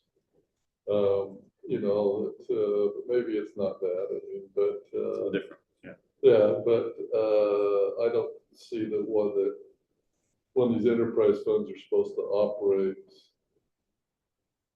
on their own, correct? That we should be taking funds like that from the general fund. Am I missing something? It's a policy decision. If the city feels like the general fund should pay for its share of use of utilities, I'm not opposed to that. It would be an increase in the property taxes to then fund it. Either way, you're moving money from one pocket to the other. It just depends on how you want that paid for. It's a policy decision in your stamp in your position, but it's not a recommendation from me. I think And I feel like if you do the drainage, you also have to do the water. So it's about double. It's about $84,000 that comes, that the city is using between drainage fees and water fees, and so that's, I mean, And let me add to that too, that it's absolutely more transparent. And it is a fairness issue to me, and I completely disagree with the mayor and the mixing. It is a way to enhance the transparency. And then we've just talked about raising the water fees a little bit. And the public, the only way they're gonna have any input on that is start paying the bill, because they're gonna get a little notice in their water bill that it's going up. They have no opportunity to come and say, hey, we're going too much. This way, that fee, for it to be increased, has to be public hearing, has to have public input. People have to have their opportunity to say whether or not they can support that, or they think funding ought to be found in a different way. I mean, all the reasons for a public hearing, tax increase, truth in taxation. And I believe that we heard plenty from the business community and others that the perception is Centerville's getting a freebie when I think it would make Centerville the second largest contributor to Centerville City, to the storm drain fund. There's not another entity that has more than what Centerville would contribute. We have a huge impervious footprint. Sorry, this is part of the discussion tonight, but I don't know if it's the discussion we want to have tonight. I think it's something obviously council wants to have a discussion about, we have discussion about. I'm waiting to hear that the business owners who are all upset at this, that they'd rather have a property taxes increased. So that was my concern, was I talked to a couple of people, and I don't have these numbers, so it's kind of like the stream water. I don't have the answer, but I have a question. Because I know a couple of business owners that are concerned that we might save them a little on their drainage, but because they have to pay 100% on their property, if we raise property taxes, actually, they're gonna end up spending more money out of pocket. I've had the same comment from Yeah. 2 different business owners that have So I said, don't hey, know don't how- make that decision thinking I want it. I just because don't they know how we don't. get those numbers to say, okay, so if I own a business and I have to pay $5,000 a year in drainage, so we're gonna not have to raise drainage, but yet we're gonna raise their property tax, and they're paying 100%, so we're gonna raise property tax on our businesses way more than on our residents, because they're only gonna pay, it's even gone down, so it's what, 40% now of property tax, so. No, it didn't pass. It They still- passed. it's Oh, it still didn't back. pass, okay, so at 45, they're paying property tax of 45, our poor businesses. 55. Or 55, okay, so our poor businesses are paying it at 100%. I'm afraid we're gonna be harder on our businesses by doing this. So I'd like to see 4 or 5 businesses where you show me, this is their drainage fees. And if you raise their taxes in order to be able to pay the city's drainage fees, am I gonna raise their taxes even more? Numbers would have to be cranked, and it depends on the volume and the property tax of each individual business, of course. Right. But there's also got to be an accountability for us. Do I really agree with Brent that the only way to do that for the city to pay their share would be to raise taxes by that much? No, I don't agree with that. I think there are So other where- areas we would need to modify the proposed Where budget would and make some that- changes. Where would that be? Well, Because here we've got the budget, so I think that helps me to understand where the cut is. Where are you cutting? I think you have to tell me that so I can understand that part of it. okay, if Brent says we need to raise it by 7%, maybe we need to ask our departments. 3% is what you'd have to increase property, 3 to 3.5% property tax increase. But here's On where I top of think the it's, seven- if we're on not top of going all to these approve this proposed- budget, we have to direct them where they're gonna cut it. So we would have to cut this budget by about $84,000. We'd have to look at everything we've looked at in the last 2 nights and cut $84,000 out of that. But I don't want to do that if in the long run, I'm hurting my businesses who we're trying to help. And you're taking no responsibility for the city, which is a part of the businesses and a part of the residents, contributing to the biggest impact of anybody in the community is our city and our buildings and our infrastructure. I think that's where I struggle with the conversation, Councilmember Bangerter, is that the city should pay its fair share as if we're the separate entity where we generate revenue some other way. Our revenue is generated from the taxpayers. So those that are going to benefit from it are the taxpayers, but those who have to pay for it are the taxpayers. It's not, the city should pay its fair share. That's fine, but I need to understand the city is the businesses and the residents of this community who pay the city's fees. So it's not like we're this entity that we generate revenue some other ways and in some different means. We have to generate the revenue somewhere. And if you're cutting $84,000 out of the budget, it can't be cut out of a one-time expense of a truck. This is an ongoing expense every year, and it's got to be cut from an ongoing expense in the operational budget. So again, that's when you introduce this new ongoing expense, it needs to come from an ongoing revenue source. And it can't just be a one-time cut. It's an ongoing cut that potentially could grow.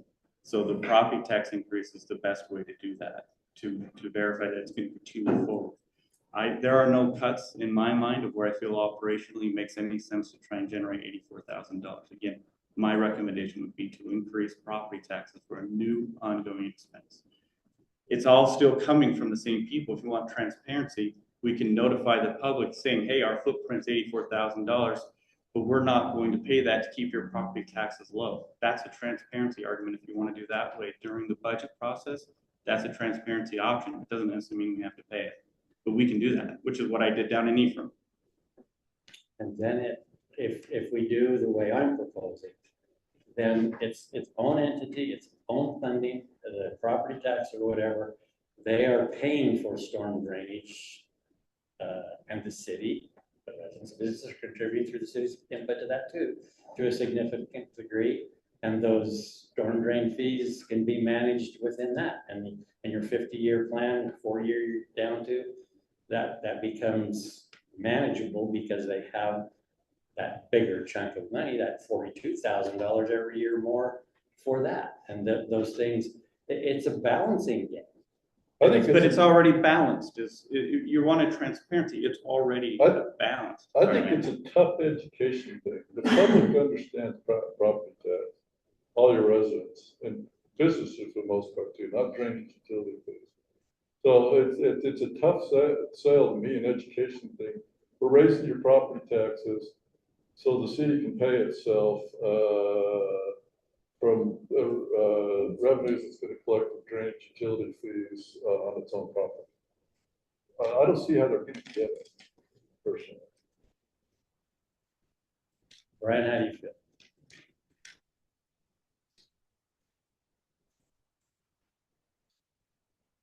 I think that it's going to be difficult to convince people that it's worthwhile to raise their property taxes for it.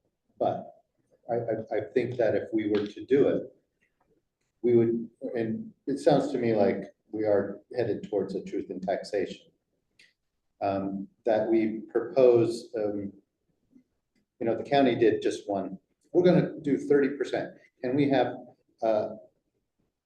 A, B, and C.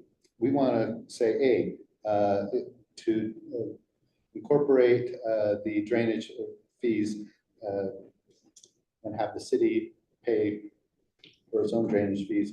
We need to raise the property taxes 10%. That's option A. If we have option B, we're going to raise it 7%.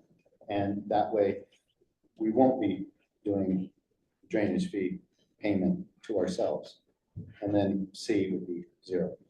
But can we do it that way where we're then proposing to the public and then we can educate the public on these options and say, we do need this, but these are some thoughts, and have some of those numbers that would actually be relevant to businesses. Like, I think it's actually very important to have that number for businesses that are gonna see their property taxes increase and go significantly, possibly significantly over what they possibly would be paying for just the drainage.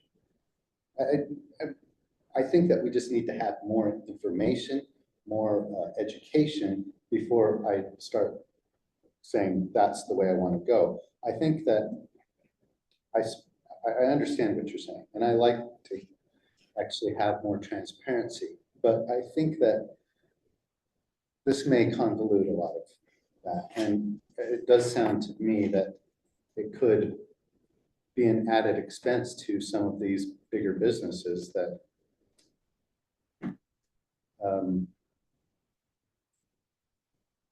may not, that have lots of area that would be, or excuse me, that have high property values and are going to be paying 100% of their property taxes. I mean, 10% increase will increase their property taxes quite significant. So I don't know. It's I think we need more numbers. We need more information. One of the ways I approach it, and Ethan, again, is the city is not going to pay for its share of utilities in lieu of, we don't have to increase your property taxes by this percentage, right? And the residents love that. Only one guy showed up, but he showed up to everything upset. But the rest of the residents loved the idea, and that's the transparency component of it. We're not going to pay it, but instead we don't have to increase your property taxes. And they're like, great, thank you for not increasing my property taxes. I'm fine with the way it is. Which I think when you start proposing it like that, you're going to have a lot of people really pushing back on your proposal. And it's going to be residents, obviously. And yes, the commercial were hit very hard because of that sub-drainage fee.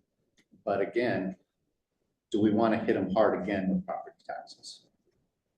With a 10% increase as opposed to just a 7 or whatever. What did you, what was it? It would be 3.5%. 3.5.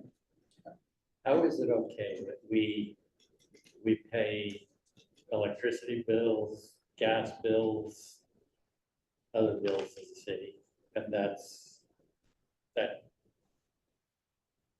Because we don't own those facilities, right? Again, and Ephraim, we owned the power. So again, we didn't pay the power. We owned the sewer, we didn't pay the sewer. We owned the water, we didn't pay the water. So it's not necessarily a fairness thing. It's not an entity that belongs to the city. So it's not just one pocket to another. It actually, because we're the beneficiaries of the payment, but we're also making the payment. And so it's a wash. It doesn't, it's not a fairness thing. We pay those bills because we don't own those facilities, which is part of the game. The city doesn't pay any property taxes. I'm not paying myself. They're exempt. All the property, all the city's real estate, they're exempt. It's exempt. So they're not even. That's what happens with Well, government. that's interesting. That's a very interesting. I haven't thought about that, but They don't pay property taxes. that is interesting. I mean, if you're looking at fairness, I don't think that this is.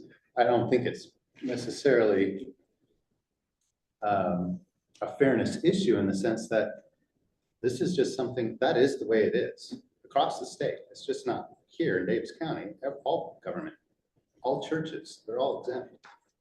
All schools are exempt. They don't pay property taxes. So if we raise the property taxes, the city's going to benefit, of course, but they're not going to pay more property taxes because they don't pay property taxes. And I'm just relating that to this sub-drainage fee. I think Brant explains it fairly well in that regard. But I do understand what you're saying, and it would be, you know, well, the city's paying its fair share. I understand that. And I think that is something to be said, but again, to pay our fair share, we're gonna have to raise property taxes. Well, and I've I talked think to the Rick- reality is that this will be a shift. I've run a few calculations from some of the data we received. This will be a shift onto the residents.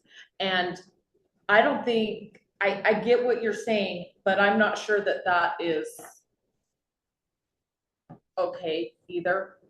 Because of the fact that we don't pay property tax on our city facilities, and I just think that's fine, we can do that, but I think we'll have residents in here upset too, just like the business owners are upset. So who are we gonna? And the more I think about it, and I've heard it quite frequently recently about property taxes and people wanting to abolish property taxes. And I understand some of that, and I understand that we don't want to have people, at least I don't want to have people that have lived here their whole lives priced out of Centerville because we had to raise property taxes to pay ourselves to pay the drainage fee. That makes me a little nervous. And so how do I help the widow and I looked in it too today with the circuit breaker and certain abatements, and I was like trying to make sure that people still have an opportunity to make sure that they have some sort of relief if they qualify, and it's still there. So I feel comfortable about that, and I hope that people can take advantage of that. But I feel like we can't just push this off and do a 30% in a couple of years. We need to be a little bit more responsible and do something a little bit smaller. But if we do this, like what you're proposing, we're going to have to do something bigger, and it will offset that. I truly believe that once we see the numbers, it would shift some of that tax burden to the residents as opposed to the commercial. Well, and I will say, so I talked to Rick, and when he first brought this up to me, I was 100% on board. I'm like, well, of Yeah, course we should pay it. If that's gonna help our businesses, of course we will. Until I thought, okay, but then I gotta raise, that 42,000 or 84,000 has gotta come from somewhere. That's very obvious in my brain. So we've got to raise property taxes in order to cover it. So then I was like, so am I helping my businesses? Because we're not, if we were the only city doing it, I feel like we were being dubious, but we're not. We're doing what everybody else is doing. Have you checked with other cities to see? I would love to see comparisons of how other cities are charging storm drain fees and how Centerville compares. So I can tell you right now, many cities do not pay for their utilities. Yeah. Many And- cities do not. And pay those for who it. do it'd be really. I have not come interesting to across see. one city who does. Is what I'm I trying to mean, I say. No, what think I'm that the saying is how law- they cover their storm drain utility needs. Again, if they own the infrastructure, they're not paying. Again, are you talking about like the rates? Or are you talking about how they do their calculations? What are you? Well, yeah, but they're how do we compare? How does a business or how does a resident in Bountiful, in West Haven, cover their storm drainage fees? Every city has a different way to calculate it, and I would dare say that ours is by far one of the best. It needs to be updated for sure, like we've talked about with the square footage and those amounts. But I think the way we do it is actually pretty spot on. I did double check. Once again, I reached out to some friends that do this type of work, and there are a few different ways to do it, but frankly, they said what you're doing gets the same amount as what other cities may do slightly differently. They may calculate a little different. I agree with you. There might be bigger rooftops and bigger, more concrete for RV pads and driveways and whatever, and maybe we look at that just to make sure that the residents are covering their fair share that way. But as far as how Cameron calculated it, it's a very solid best practice way to calculate it. But calculation is gonna be different in each city. I could say pretty much confidence, and I'll send a text out to the other 14 ex-mayors that I'll bet we won't find anybody that's charging themselves for their storm drain. Oh, on their yeah, property. yeah, and I'm just talking about how the rates were Yeah, yeah, calculated. I know. I'm not sure what Rick was asking. Well- Brent seemed to wonder if we were talking about what if cities are being charged for their use of drainage versus the Well, rates and everybody's themselves. city's drainage is gonna be different, because some people are gonna have a lot more drainage problems than other people. I got concerned, so I'm very tight. You haven't been on the council for a long time, but they'll tell you. They bring up a property tax increase, and it's usually Robin that's like, probably not. But I was very concerned when I went up to the property that's being developed on Porter's Lane, or on Parish Lane. And I met with, Mike was there, Kevin was there, and a couple of neighbors were there, because they were very concerned about the drainage into their Granite Squares property right there. And when they said to me, well, we've got this little debris basin right here, the water's gonna run in, it's gonna come out that pipe just above their driveway, and it's gonna run down Parish Lane. I'm like, are you kidding me? That's the stupidest thing I've ever heard. Why are we gonna have water running down Parish Lane where the school kids are all gonna be wet on their way to school? I mean, I was just flabbergasted. I'm like, this sounds like I designed it. No, this is really dumb. And so I said, why aren't you looking it into the storm drain underground? And they're like, we don't have enough money in the storm drain. When we redo Parish Lane, then we will, but right now we don't have the money in the, and we also did it, they either told me one or two other places.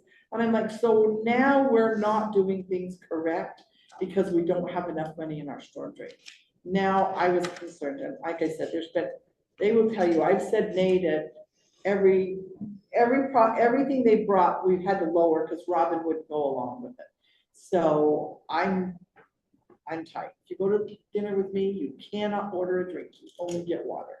So that's my philosophy. I'm going to dinner. And all of my kids, when they ordered or not now, order soda pop just to tell me that they. Come to City Hall and get your soda and then go out. Yeah, so you, Should we do this? Nate gave us the layout at the start of this yesterday as far as time frame. Obviously, we need to get through the rest of these and personnel, which is a big one tonight too, and we're falling behind. We're gonna be having more discussions on the budget. Council's gonna be deciding too, whether you do a truth and taxation. We're gonna have to decide that pretty soon as well too. And I guess if you wanna, part of that discussion, put more tax, in for storm drainage fees, you know.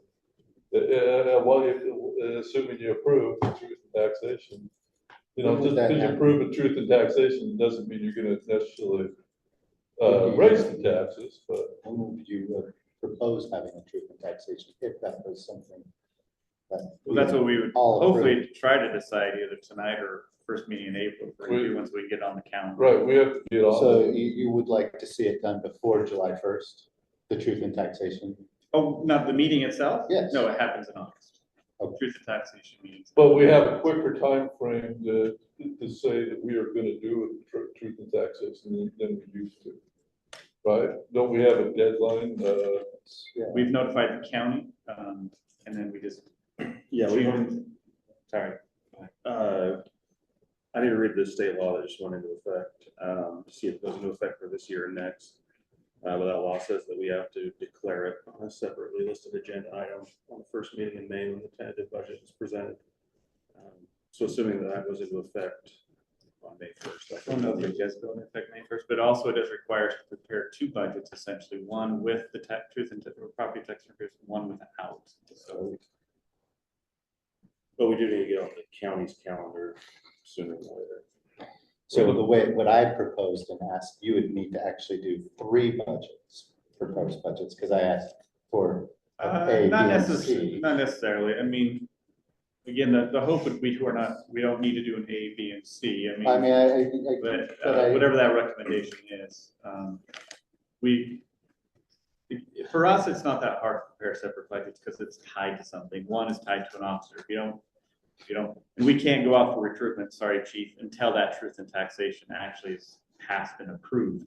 That's the frustration from the state legislature, is that we commit you as a council. Let's say chief started recruiting and then you as the governing body said, well, we got to approve it because the chief's already hired some guy. That's what they don't want.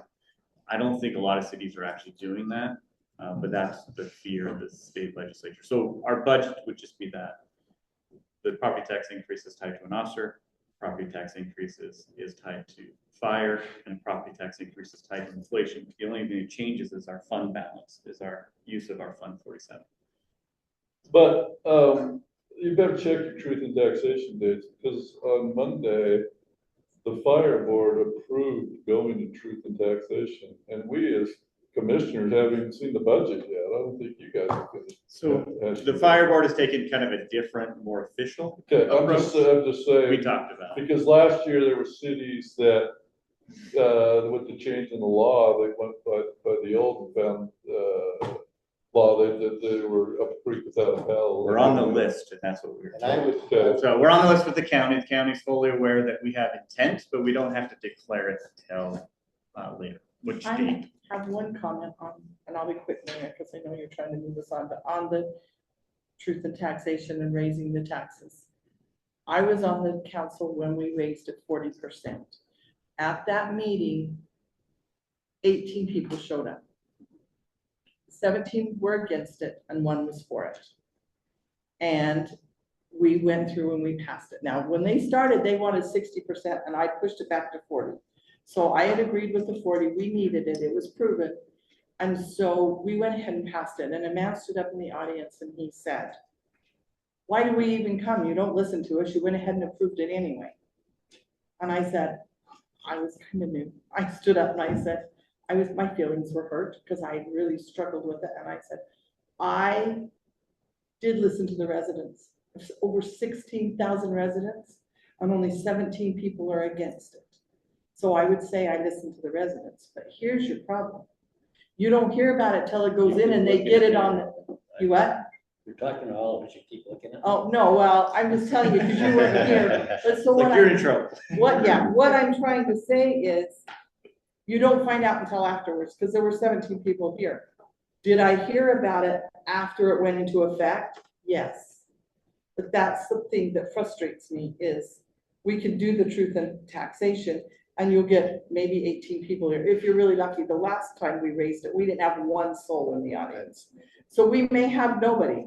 When it hits their taxes in November, then you get the phone calls. So it's really hard to make a decision on what people, to say A, B, and C. You may have 3 people that come and tell us A, B, or C.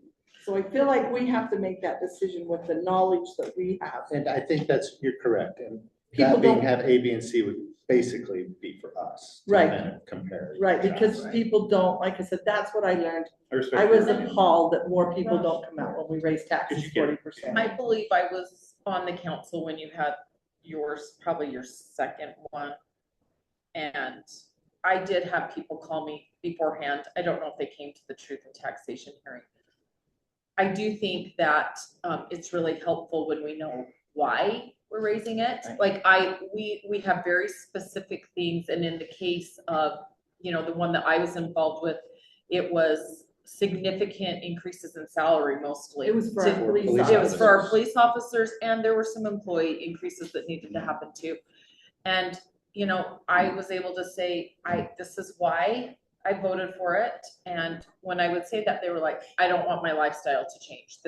I get it. We have to pay. And so I'm okay with it, but what I'm saying is I'm Yeah. stressed to do it for the drainage fee because nobody's gonna know about that or comment to us until it shows up on their thing and we've already done it. So that's my concern is, Yeah. I think we need I do think we need the information to find out how other cities are doing.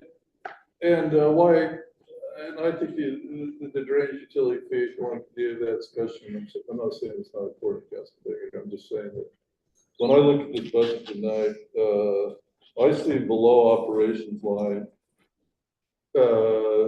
in many cases, not a lot of changes. I see the expenditures in personnel line, and it's anywhere from 6 to 9%. So we haven't had personnel discussion. And that's a big change in the budget. So I don't want us to all be weary and not get to the personnel discussion. Because we're hung up on something else. So that's why I'm just saying, I think it's been aired. I mean, we've had a good discussion on it, but. And I think we just need more information, and if we could have that in the future, and maybe compare cities and the way they do it and some of their larger payees in certain cities that compare similar to our payees and how much they're paying and how much our larger, I mean, you could take a Home Depot here and a Home Depot in Layton. What's the difference? Are they about the same? Let's look at that. And then we can go forward from there. But I think we just need more information. I would like to have that study, but I think the Mayor's right. We just got to move forward because we're going to be worried of personnel. Yeah. Just the last, please understand that our city is, there's no incentive for our city public works administration to decrease or control the amount of impervious surface we create in this city. And every business is under an obligation for economics of things to manage it, to try to control costs. And that's a big one now for especially the business community. It should be a bigger consideration for our I would city. like to see, I don't know, can we work to help or incentivize, I don't know how to mitigate that subsurface or the hard surface, but can we do that? Can we incentivize commercial or property owners to decrease their hard surface and have it more permeable? Is that? Yes, it's Okay. lower rates if you don't put impermeable surface in, that's your incentive, right? So that, there is some of that, but can we find other ways to incentivize?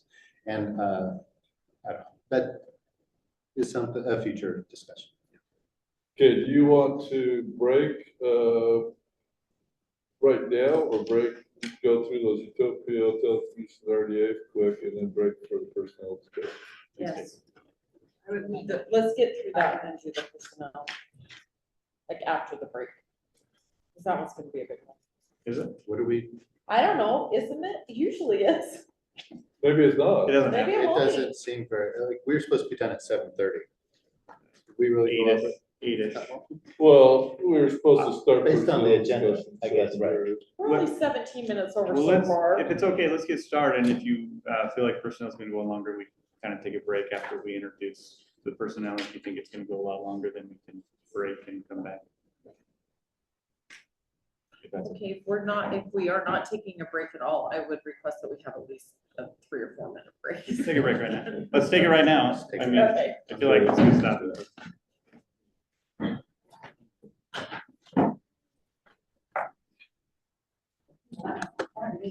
I'm not.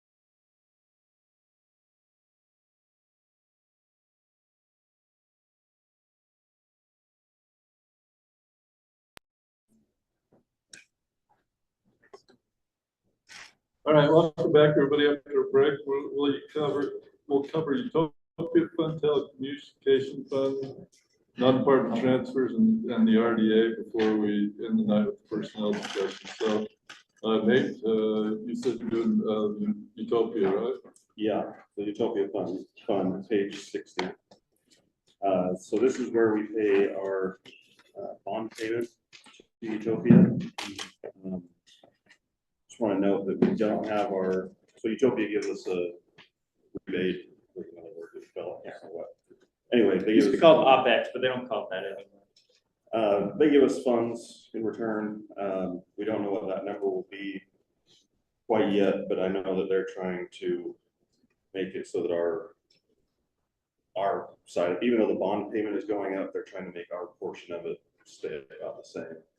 It's been their goal for the past few years, so we don't know what that rebate will be, but Nate's estimated the 179, because if you keep the transfer, the tax increment of 385, 586 the same, then the difference would be the 179, 692. And so we anticipate the rebate being, but we haven't received. But unless you have, Councilor Meekum, I haven't heard anything We yet. have a meeting next week. So, and just an FYI, currently the RDA, the funds from the RDA actually fund this. It doesn't come out of our general fund, it comes out of the RDA fund, which is really beneficial. The RDA funds with the Parish Lane Gateway and all that, we got the haircut for 7 years. It's still generating some revenue, and we use, is it generating revenue still? It is. And then we can use those funds to help pay for this bond payment, which is great. It's an eligible expense under the RDA. awesome. If they try not to give us the money again, I'll be really mad and I'll. I know, I was I'm just gonna gonna- say, that we paid, there was more that we had to pay in 2024. We shouldn't have to. So the last time they tried to keep that money, and I had to get. So what happened is your 2024, that's before, there's a point where we weren't getting the rebate because Centerville opted not to participate in this cost. So other cities who participated received an operational expense or an OpEx payment. We chose to say, no, we'll pay a little bit more instead every year instead of paying a whole bunch of money up front. So we didn't get the rebate until recently. Okay. We'll look at the telecommunications fund real quick. It's on page 67. This is when Utopia was first set up, the property owners could pay for their connection to their property. Some chose to do a loan of 10 or 20 years. So this is where the customer gets billed for that loan through their utility bill. So we see that decreasing year after year as people start paying off their loans for their Utopia connection. So that's what that is. That should be pretty close to, like, that was about 10 years ago that all those went in. Yeah, so most of the 10 years are dropping off, but those that elected the 20-year payment still have a little ways to go. Oh, and they're terrible. The interest, one lady called me and I said to her, no, it couldn't possibly be that. It was like 5 times what she paid. And that's what it is. It's terrible. I felt terrible for her. Customers can pay it off at any time. So Yeah, but she called me and she's like, I called to pay it off and I owe more than I did to start with. I called Nate and it was true. The advantage for her though is that she's gonna get to pay it off. She's not on the rental program. That is the benefit. Been a long time for 7,000.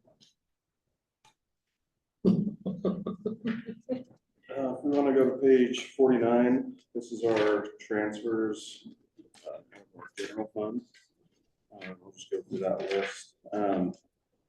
For the transfer, the first one's the transfers to our capital projects fund.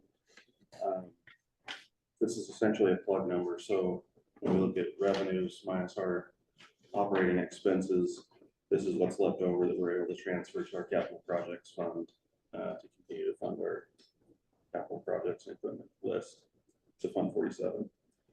The recreation fund, what's that? $21,000 that we're essentially subsidizing the recreation fund that we talked about last night. The transfer to the redevelopment agency fund of $180,000. That is the sales tax incentive to Young's Power Sports. So that we collect the sales tax in general fund. Here next month, I'll calculate half of what we receive from them and we'll transfer that over to the RDA to give back to them as part of that deal that we made. The transfer to the drainage fund of 12,000, that's to cover a portion of our drainage supervisor's salary, who's also helping us out with our buildings. So since the buildings are under the general fund, it's just covering his costs of his salary, he's working on buildings. And then the final ones are transferred to our transportation fund. I believe this is part of the property tax increase in 2017. It was specifically for the reason they did the property increase was for transportation purposes. And so that's the increased amount of revenue we received from that property tax increase. And so that number, it's always been that way since then. We're not obligated to keep it the same number, but that's the direction. Until we have a conversation about the transportation utility fee, that we just continue with this. When was that property tax increase? 2017. That was part of the large 40%. That was the 40%. Okay, then if we want to go to the RDA, that's on the very last page.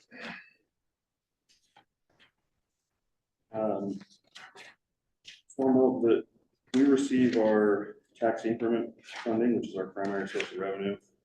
We will get that at the end of this month, at the start of April. So the way I set next year's budget is based on the numbers that I'll receive this year. Since I don't have those, I'm using last year's numbers, but those will change once we get our tax increment. You can see below we have those contractual obligations to those certain businesses. But if we want to go down to our capital projects, you'll see $200,000 there. The purpose of this, or the idea behind it, is to put some essentially welcome to Centerville signs on our borders. You want to talk about that, Grant? Right behind it. Yeah, so a few ideas we have talked about. Welcome to Centerville off the freeway, off Legacy, some of those might on Main Street. Again, this is just a place where we need to have a much broader conversation. More detailed conversation in the future.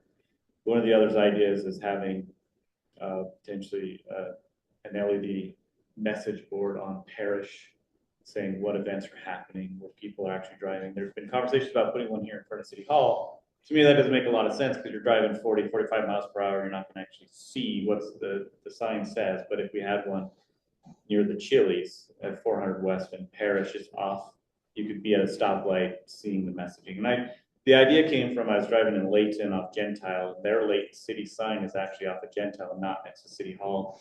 And there's a lot of information that I get from just being at that stoplight right there. So potentially an idea of an LED sign in the future to help get information.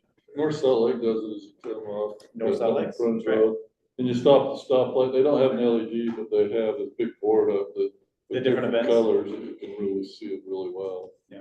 Bountiful is on 4th North in front of the rec center, I guess in front of the park by the rec center. So that's the idea. Is finding, it doesn't have to be in that location. It was just we identify a better location. But I think it's good to get information out on those things. I read them. So anyway, so that's $200,000 using RDA funds to help potentially fund some of the Centerville signs.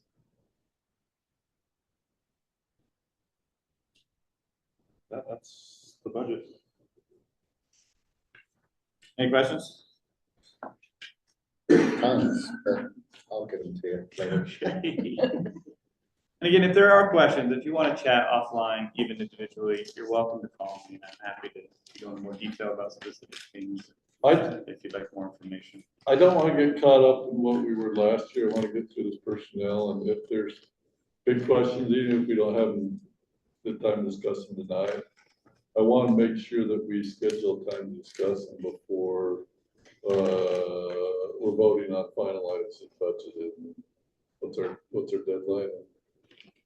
Yeah, so in the first meeting in May, I'll present the tentative budget, Yeah, then it'll be open to the public for a month. And so the first meeting of June is when we'll start the public hearings for the final budget. And Nate and I would really like some real clarity before the tentative budget, because that's what. we right, release that's to the what I'm, public. So before the May meeting, some meeting in April, whether we've got general plan conversations happening and other conversations happening.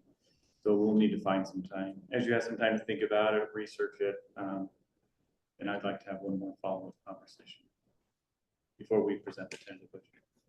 Like a work session or something. Work session or a special session? There are work sessions and general plans that might be tough fitting everything on all at once. I think the budget should take priority over the general plan so that we get the budget done in an appropriate time frame, and then we can focus on a general plan and have that hopefully done when we could focus on it. Sure. Yeah. That would be nice. There's a lot going on, and the mayor and I will discuss. And notate for sure. I'll just say I feel the same way. Instead of trying to stress over two things, I'd rather get the budget done and then move on to the general plan and get it done, rather than half doing You do it all? Just half whatever. kidding. Yeah, no taking for sure. That's fine with me too. I think that's- Okay. Personnel? sure. Okay. Good, that's you, right?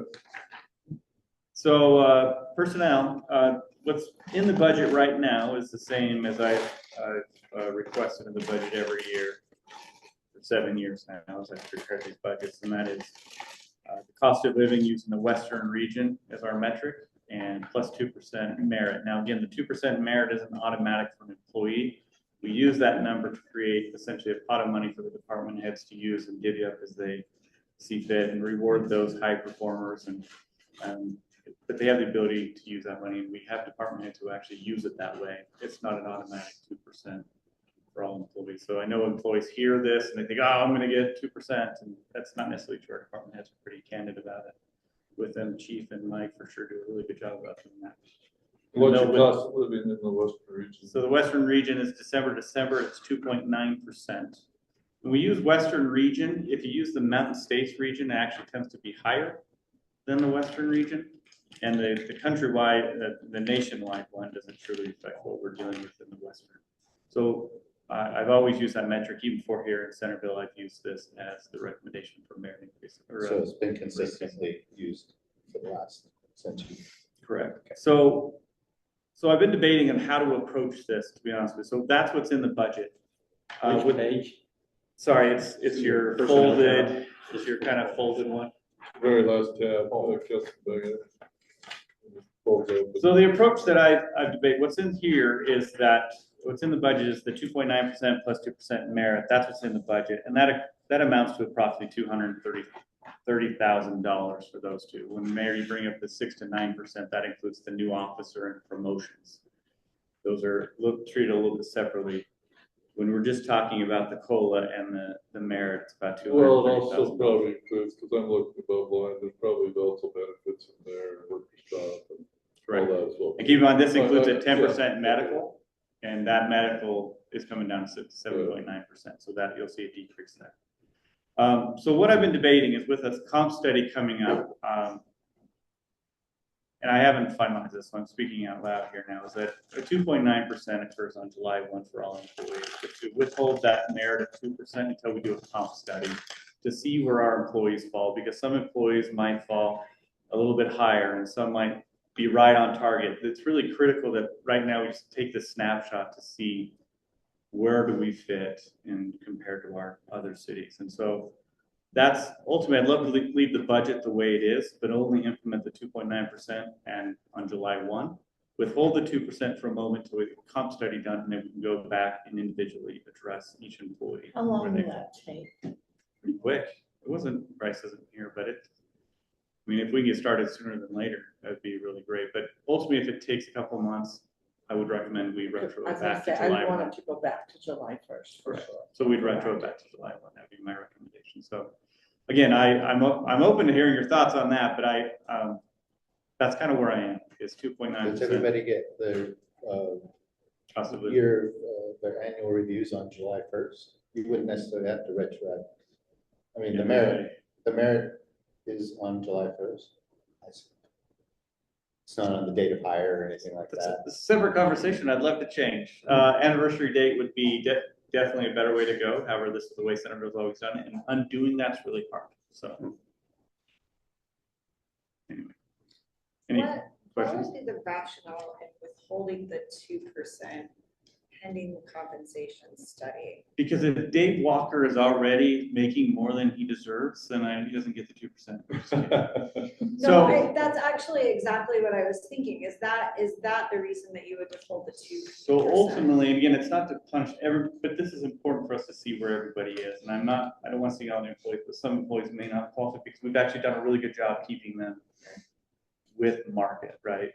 But everybody gets the 2.9% because when we also do the COLA, our ranges shift with that whatever that COLA is. So our ranges have always stayed up. And so then the 2%, you're moving within that range. So I really want to be able to take a hard look at each employee and say, you've got 10 years experience, here's where you should be in that range compared to other cities. It's not saying they may not qualify for an increase at all. It just allows me to we have requests by department heads right now where they'd like to look at different employees who they feel are doing a much better job, and this gives them some flexibility as well.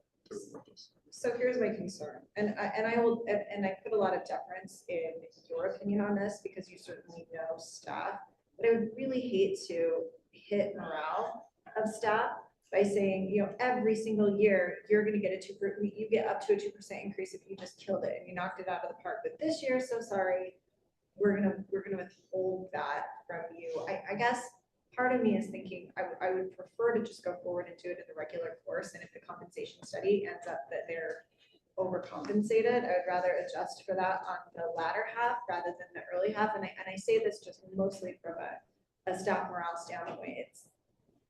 There is some expectation and you want people to work hard so that they're going to get their bonus or their merit increase. Oh, no, for sure. I recognize I'm the jerk in this, right? I for sure recognize, but this is also a reality check. Yeah. To say, because potentially the method we've been taking is we have been pushing further ahead than maybe is comparable. And so it's somewhat of a reality check to make sure that the process we've taken for 7 years that I've recommended is working or sustainable or unsustainable. So I love the idea of doing the 4.9% for all employees and then having the compensation study adjust. But the reality is that where's that money coming from? If I have to make adjustments and say water department, they are below 4%, then I've got to find 4% in the budget. And if there's support from here to do that, then that's going to be potentially a property tax increase next year to make up that difference, to fund it ongoing. So that you see kind of I'm trying to be cognizant. I get exactly where you're coming from, and I don't. So I do worry about morale, and I do worry. And I want you to know, I don't fault you for where you're coming from, because if you're telling me like, no, staff is gonna understand and they're gonna be totally fine with Oh, no, this, they're not gonna be fine and understanding of it. then I just wanna be a little cognizant, because I also still. Want to get them up here and ask them But questions, the 2%, see how they feel about it, because I haven't floated it with them. The 2%'s up to the department heads how they want to distribute it too, right? Right. So. And do they use all that 2% every year, or do you get turned back? Actually, no. So I mean, we have, some department heads will actually withhold, so you get 1% unless you meet certain conditions, then you get the other 1%. But then And they may use or may that not to make give it. somebody else, right? Right, but that's. They what I'm may or may saying is not, they may have no, it- but I would say for the most part, they spend all. But Okay, yeah, for the most part, but there are some that you can use it as an incentive of, hey, there's these items that we need to correct, so let's meet again in 6 months, reevaluate. And then And if you if our have it, employee then made the it's left corrections, then over. we'll implement another. That was my concern was, I'm even a little bit more on our lower end, and we've talked about these employees that are just coming on. The city doesn't pay a great living lot. I mean, they're not living here in Centerville. So I don't want people to think, if I could just make it till July, I get this big of a raise. So that was my concern, is I want to make it retroactive and I want to make it as quick as possible. So they may not get it on July 1st, but they're gonna get it on August 1st or September. It's not gonna be Christmas time by the time they get it. Well, we could start the compensation study today, And right? here's my- This is one of the things that we could start it now, and I'd have to find 10,000 in the budget. It might be a budget amendment, but we could start it now and then take it out of the budget. I want to do it as fast as So possible. if, because I if we think did it's find people that some were expect it. underpaid, how would that, how would you fix that? Would that be something that we'd have to fix in the next year, or do we do a budget amendment to fix that now? And then would that mean that we then pay the merit upon the newly adjusted salaries that they would be making? Yeah, so a couple of things. So we would make it retro to July 1 in that fiscal year. So the way compensation studies work is the big deal is if we commit to a compensation study, we commit to fulfilling and implementing them. I was a brand new city manager 7 years ago, and I had a council who was reluctant to implement the compensation study. Councilor Meek. Maybe not everybody, but And that's how it came back, that, it was really tough stuff. we were underpaid. But ultimately, it came back that we were well below mark in a lot of positions, mostly in our department head positions. And so there was resistance to implementing it. And that's really the morale killer there, is we say, I want to go see what the market says. By the way, you're all underpaid and we're not going to give you your pay raises to match it. So that's why it's important to make sure that we do it right. And so, yes, you look at certain employees, you say, this person qualifies for 7%, this person's 1%, this person's 5%. I think we've done a pretty good job keeping up with COLA. I mean, we've had inflation of 7.1% 1 year. And so we had a 9.1% increase for pay raises 1 year during COVID. 22, probably. Yeah, 22. And so we've kept up. And that's where I think it's really important to see where we are and making sure we're still comparable. We're definitely in the 95th percentile in police. We're doing really well there. But I do worry about public works and a few of our other departments where Councilor Minka was great a couple of years ago, making sure we take care of public works. And so they got a little bit higher of an increase than the other departments. It is tough sell because doing the research I have, what I'm discovering is about right now, 3.5% is kind of the average private and public sector is about 3.5% in our area. So we're asking for 4.9, which is a little bit higher than what our region, private and government, is saying. So I'm cognizant of that. That's where I think the 2.9% is still a fair increase with some money in that 2% to make adjustments to employees. So you're absolutely right. Because our employees expect this recommendation from me every year. It's an expectation. So I'm deviating a little bit. You can ask them how they feel about it. But I think I haven't that you're vetted this right. I with think any that of the them. 2.9% COLA is I think it's a fair. percent over what the county gave this year. So I think it's fair, and then a merit. What did the adjust county that. give us, or what are I'm they? trying to looking at? remember, but I'm pretty sure it was 2%. Here's the other thing that I want to make sure happens though, because again, I feel really strongly that people should be incentivized and they should be rewarded for Yeah. doing good work. So if we have a compensation study that comes back and says, we think you should make X, and that person is making exactly X, but they've killed it over the last year. And normally they would get a merit increase, but I don't want supervisors to go, oh, well, the compensation study came back and said, you should be paid X, you are paid X, we're not going to give you any merit increase this year, even though you killed it over the last year, because that's what it is. So I just want to make sure that we're not disincentivizing. So I have two department heads who are kind of punks about this whole thing. So they'll come to me and say, so-and-so is killing it. How do I give them more money? And so well, your opportunities during the merit. You've got to figure it out, but then they're going to get 4% to that person who's killing it and 0% to the person who's doing a fine job. But that's their opportunity to make adjustments, and that's really hard, right? But is a So- compensation study going to impact the way that supervisors So- give out merit bonuses this year? Is that? Well, it's the department heads are responsible, so this will give the department heads, and I say punks in a loving way, because what they try to do is they want to make adjustments to one employee who's killing it, but the impact is, well, now so-and-so is making as much as this person who's been here a lot longer, and then you have this potential cascading, well, wait a minute, now we're going to make all these slight adjustments. The compensation study with this moment, it will allow them to make those changes. So if a supervisor or an employee's killing it, this is their opportunity to say, you know, you're going to get 7% this year if they're killing it. And Right. And I think there's an opportunity to make those changes. So really, it's going to be a lot of effort on the department heads. Maybe that's why they're mad at me and looking at me with daggers, but this is their opportunity with those changes. And I know the best way I can say this, Councilman Hayman, is you and I operate in a service sector. We can value bill.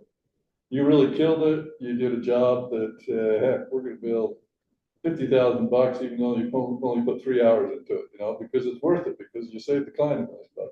You don't have that in the government, so, you know, we don't have that ability. We can't value bill. When I first got married to I'm Amanda, a she little said, bit "Oh, with Shaylin on this as far, and I don't know exactly that we're on the same, but here's my concern. These people have worked all year long, and this is what they're thinking they're gonna get. And then I have done my homework and talked to some department heads, and I know that the department heads really like having this incentive for their people.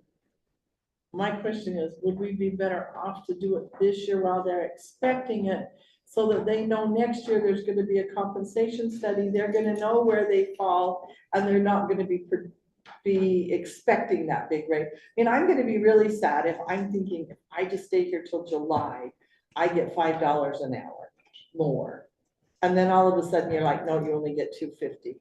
And then look at the compensation study. But if I got my $5 and then you said, but next year we're gonna have a compensation study, in about September, you're gonna know if you're over, then you probably aren't gonna get that whole thing. okay, so that's Except, fair. hold on, but Brett, you're saying everybody's gonna get their 2.9 anyway, so everybody is gonna get a bump, so everyone is still gonna get a bump, it's not that they're not gonna get a bump, but if I'm looking at this the other direction, right, I'm like, ooh, I might get an extra 2%, but if we do this compensation study, I might get 7% more, because I find out that, I mean, there's a way to sell, I don't mean to say to sell this, right, but there are significant benefits to saying we're just gonna do it on the compensation. So I'm not mad at So the I idea. asked the council this then, and I asked Tom as well too, if you can do a compensation study, in my opinion, more than likely, it says you probably have to come up with more money. What if it says you don't have to come up with more money and we're overpaying people, Brad? What do we do in those situations?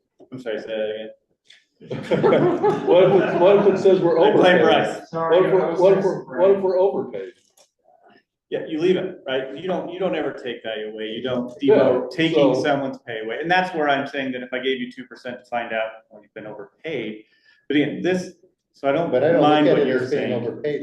That We've shows kept that you're up. actually We've been doing the competitive. right No, right, But- yeah. Be But competitive. let's keep in mind too, that at some point, we know from the last compensation study that we did, that we kind of aimed for about a 60% median, so I mean, the reality is we're probably not overpaying, because we've been sitting kind of at the. Well, but we're still gonna be, that's where we're gonna be, is 60%. We're not looking at going over that on this.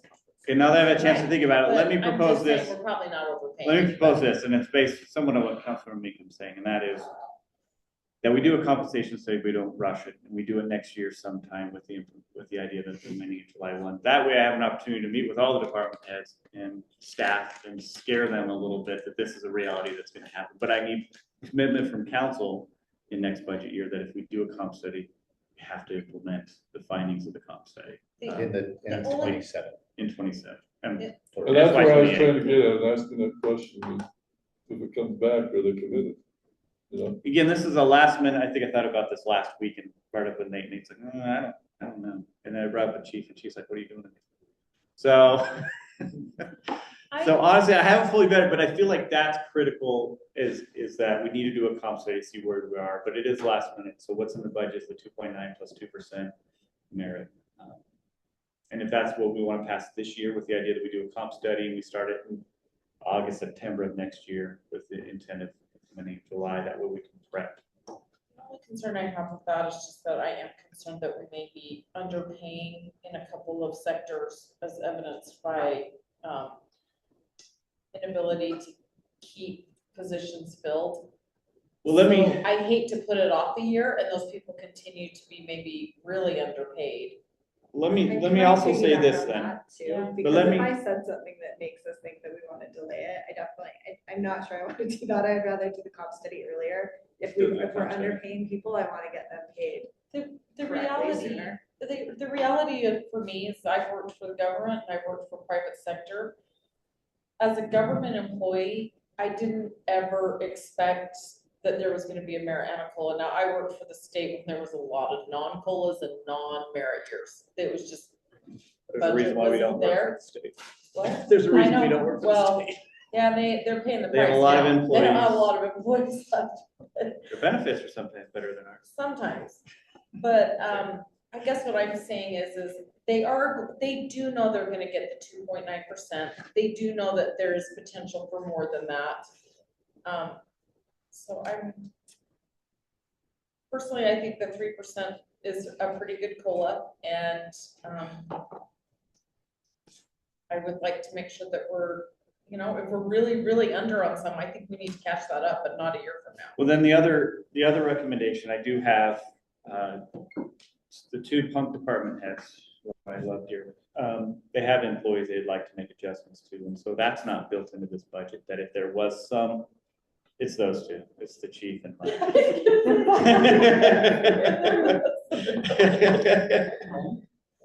You know what? Way to be awesome. If you're looking out for your employees, I love it. So honestly, it's not in this budget, but if there is some support there, we can do and use TechNet. Bryce can help me out with this and Bethany, but in those positions, I can do spot compensation studies and comparables and see where those employees are and make those slight adjustments. That's not in this budget, but if there was a little bit of wiggle room that I could address, look at just spot check on those few employees that we'd hate to lose, that it is possible we can lose employees. So if there's some wiggle room for me to address those immediate needs and compensation study can happen, then that would be it. Quiet, Rick, what are you thinking? Well, in my experience, there are a lot of employees who underperform. And I know that our city seems to be pretty well staffed, and the department heads seem to be pretty pleased with all of their employees. But I wouldn't say everybody deserves even the COLA money every year. I mean, you might have some more money there to highly compensate the higher performers. I don't know why everybody thinks they deserve that if they're underperforming, have had some challenges through the year, but maybe we don't have any. I don't know. I'm not the partner. Fair. Again, that's the process we've taken. There's some cities, I had a conversation with a neighboring city where they have step in grade, which is an automatic increase regardless of performance, which I oppose step in grades. And luckily we don't have a police department who wants that, but that eliminates, so the non-public safety, they get the COLA plus 2%, it's automatic regardless of performance, and the public safety gets the COLA plus 5%, which is automatic.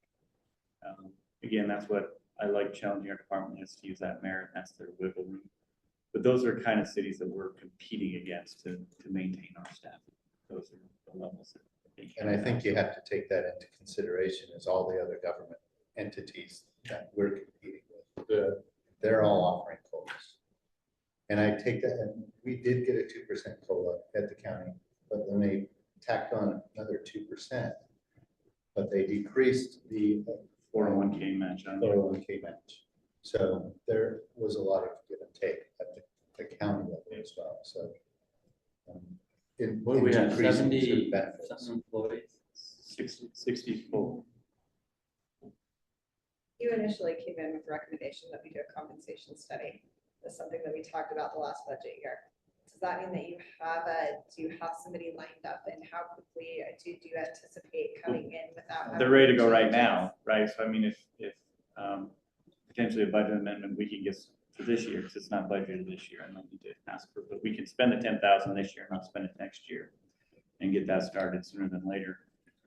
Big part of this compensation study is redoing our job descriptions, which are outdated and antiquated. So that takes some time. There'll be interviews with our employees and just to make sure they understand what is the full duties and responsibilities. So it'll take a couple of months, but we could have it done. I don't know what Mike's schedule is like right now. So it might be 3 or 4 months. I would take a different approach. We're doing it next year. Let's get it in. Continue doing it next year and continue on this path going ahead, because I'm just thinking this council, I think you're gonna have enough questions and enough on play without trying to also jam a compensation study with this changing the budget. I like that, Mayor, and I think Okay, let me throw this out there then, and that is, we implement what is here, what we've done every year. We do the compensation study as quickly as possible. We come with you a recommendation, and then you as a council can decide when to implement, whether it's July 1 next year, retro July 1 or at that time. And then you as a council, whatever that implementation might be. Again, my hope is the implementation is not these crazy numbers because we've kept up and we've stayed relatively competitive, but it gives us a chance to make those adjustments. I don't like spot check. I don't like taking one role and saying, what are you getting paid without adjusting everybody around. And I think that doesn't really give you a fair sense of what's 60% for everybody. I don't like doing that. I've had to do it a few times, but we could address those. That was my concern when you said you could do that, was I'm like, yeah, but I'm the employee right above them or right below them, and I think Well, it I'm drives doing me a good absolutely job too. Yeah, And that's what the police department likes to, situation likes to put me in. I think I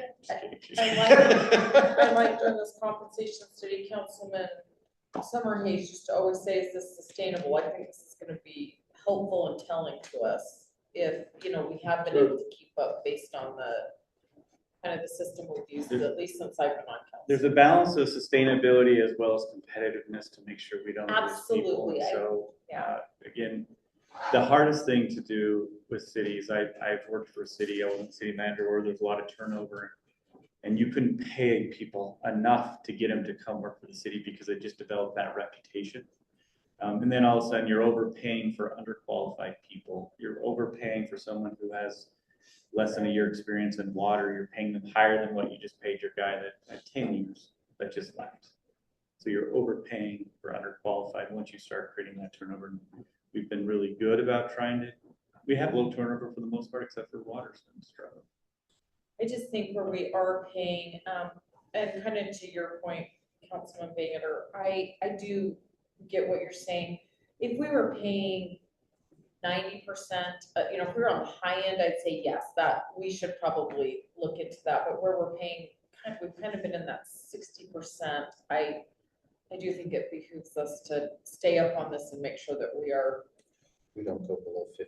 Yeah, exactly, because it will be too late by the time, if we get to that point, we're too late. We have harmed our morale and our reputation. And our people will not want to be here. One of the greatest things we have going for Centerville is that we have very loyal employees who've been here a long time. Mike has been here as long as I am old, right? So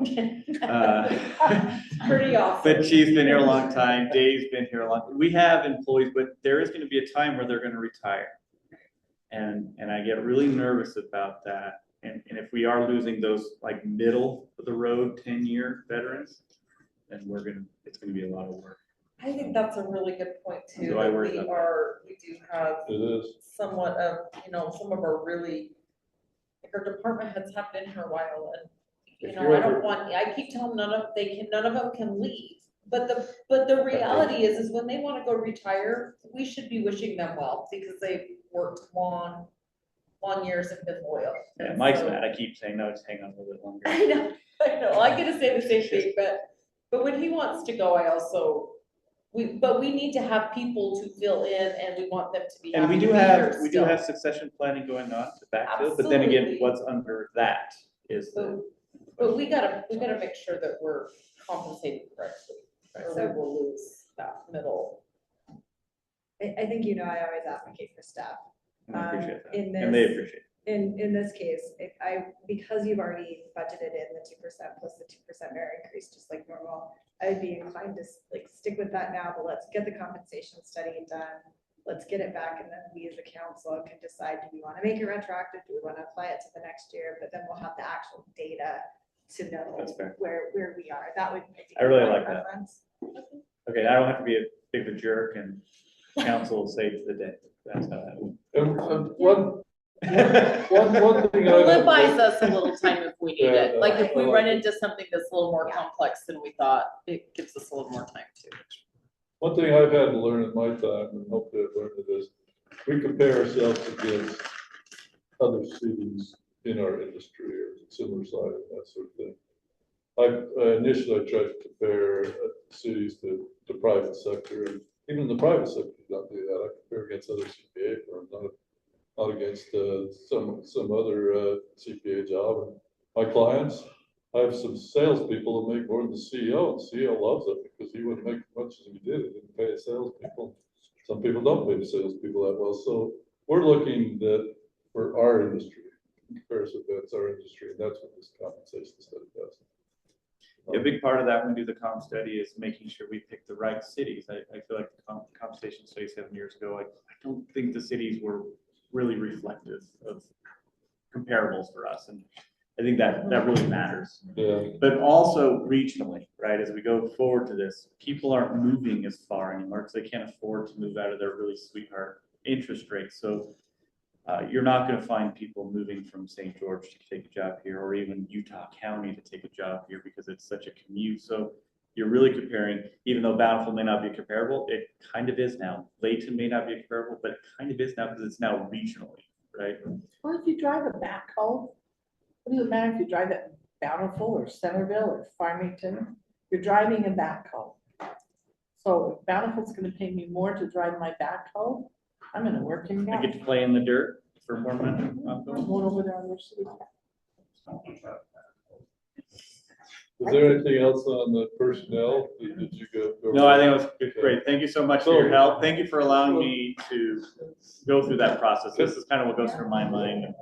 Can I ask our finance director, our city manager, and myself, is there, do you want people to reach out separately, or would you like to know quickly what's on some people's minds that they'd like you to research now if they have thoughts?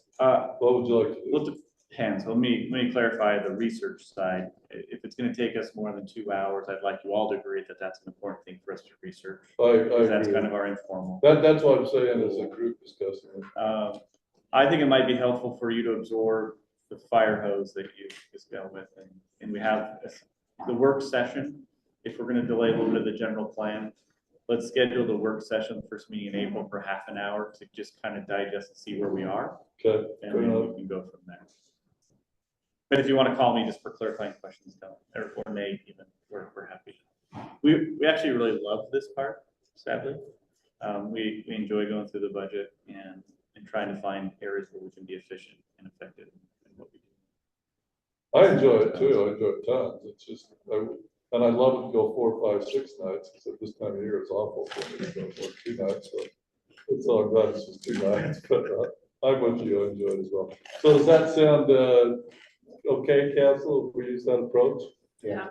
Any other thoughts? What is the plan on the general plan? Are we still, at one point we talked about the first meeting in April. Is that gonna happen as well? Or I just wanna make sure I'm staying up on my. But I just heard Are we is that letting you that all go wouldn't based mind on- just waiting a little bit That's fine. just to get through budget. I just wanna be prepared, and both of these items require more than, like, Well- seeing the agenda on Friday and being ready on They Tuesday. do. So I just wanna make sure I'm studying and preparing what I need to.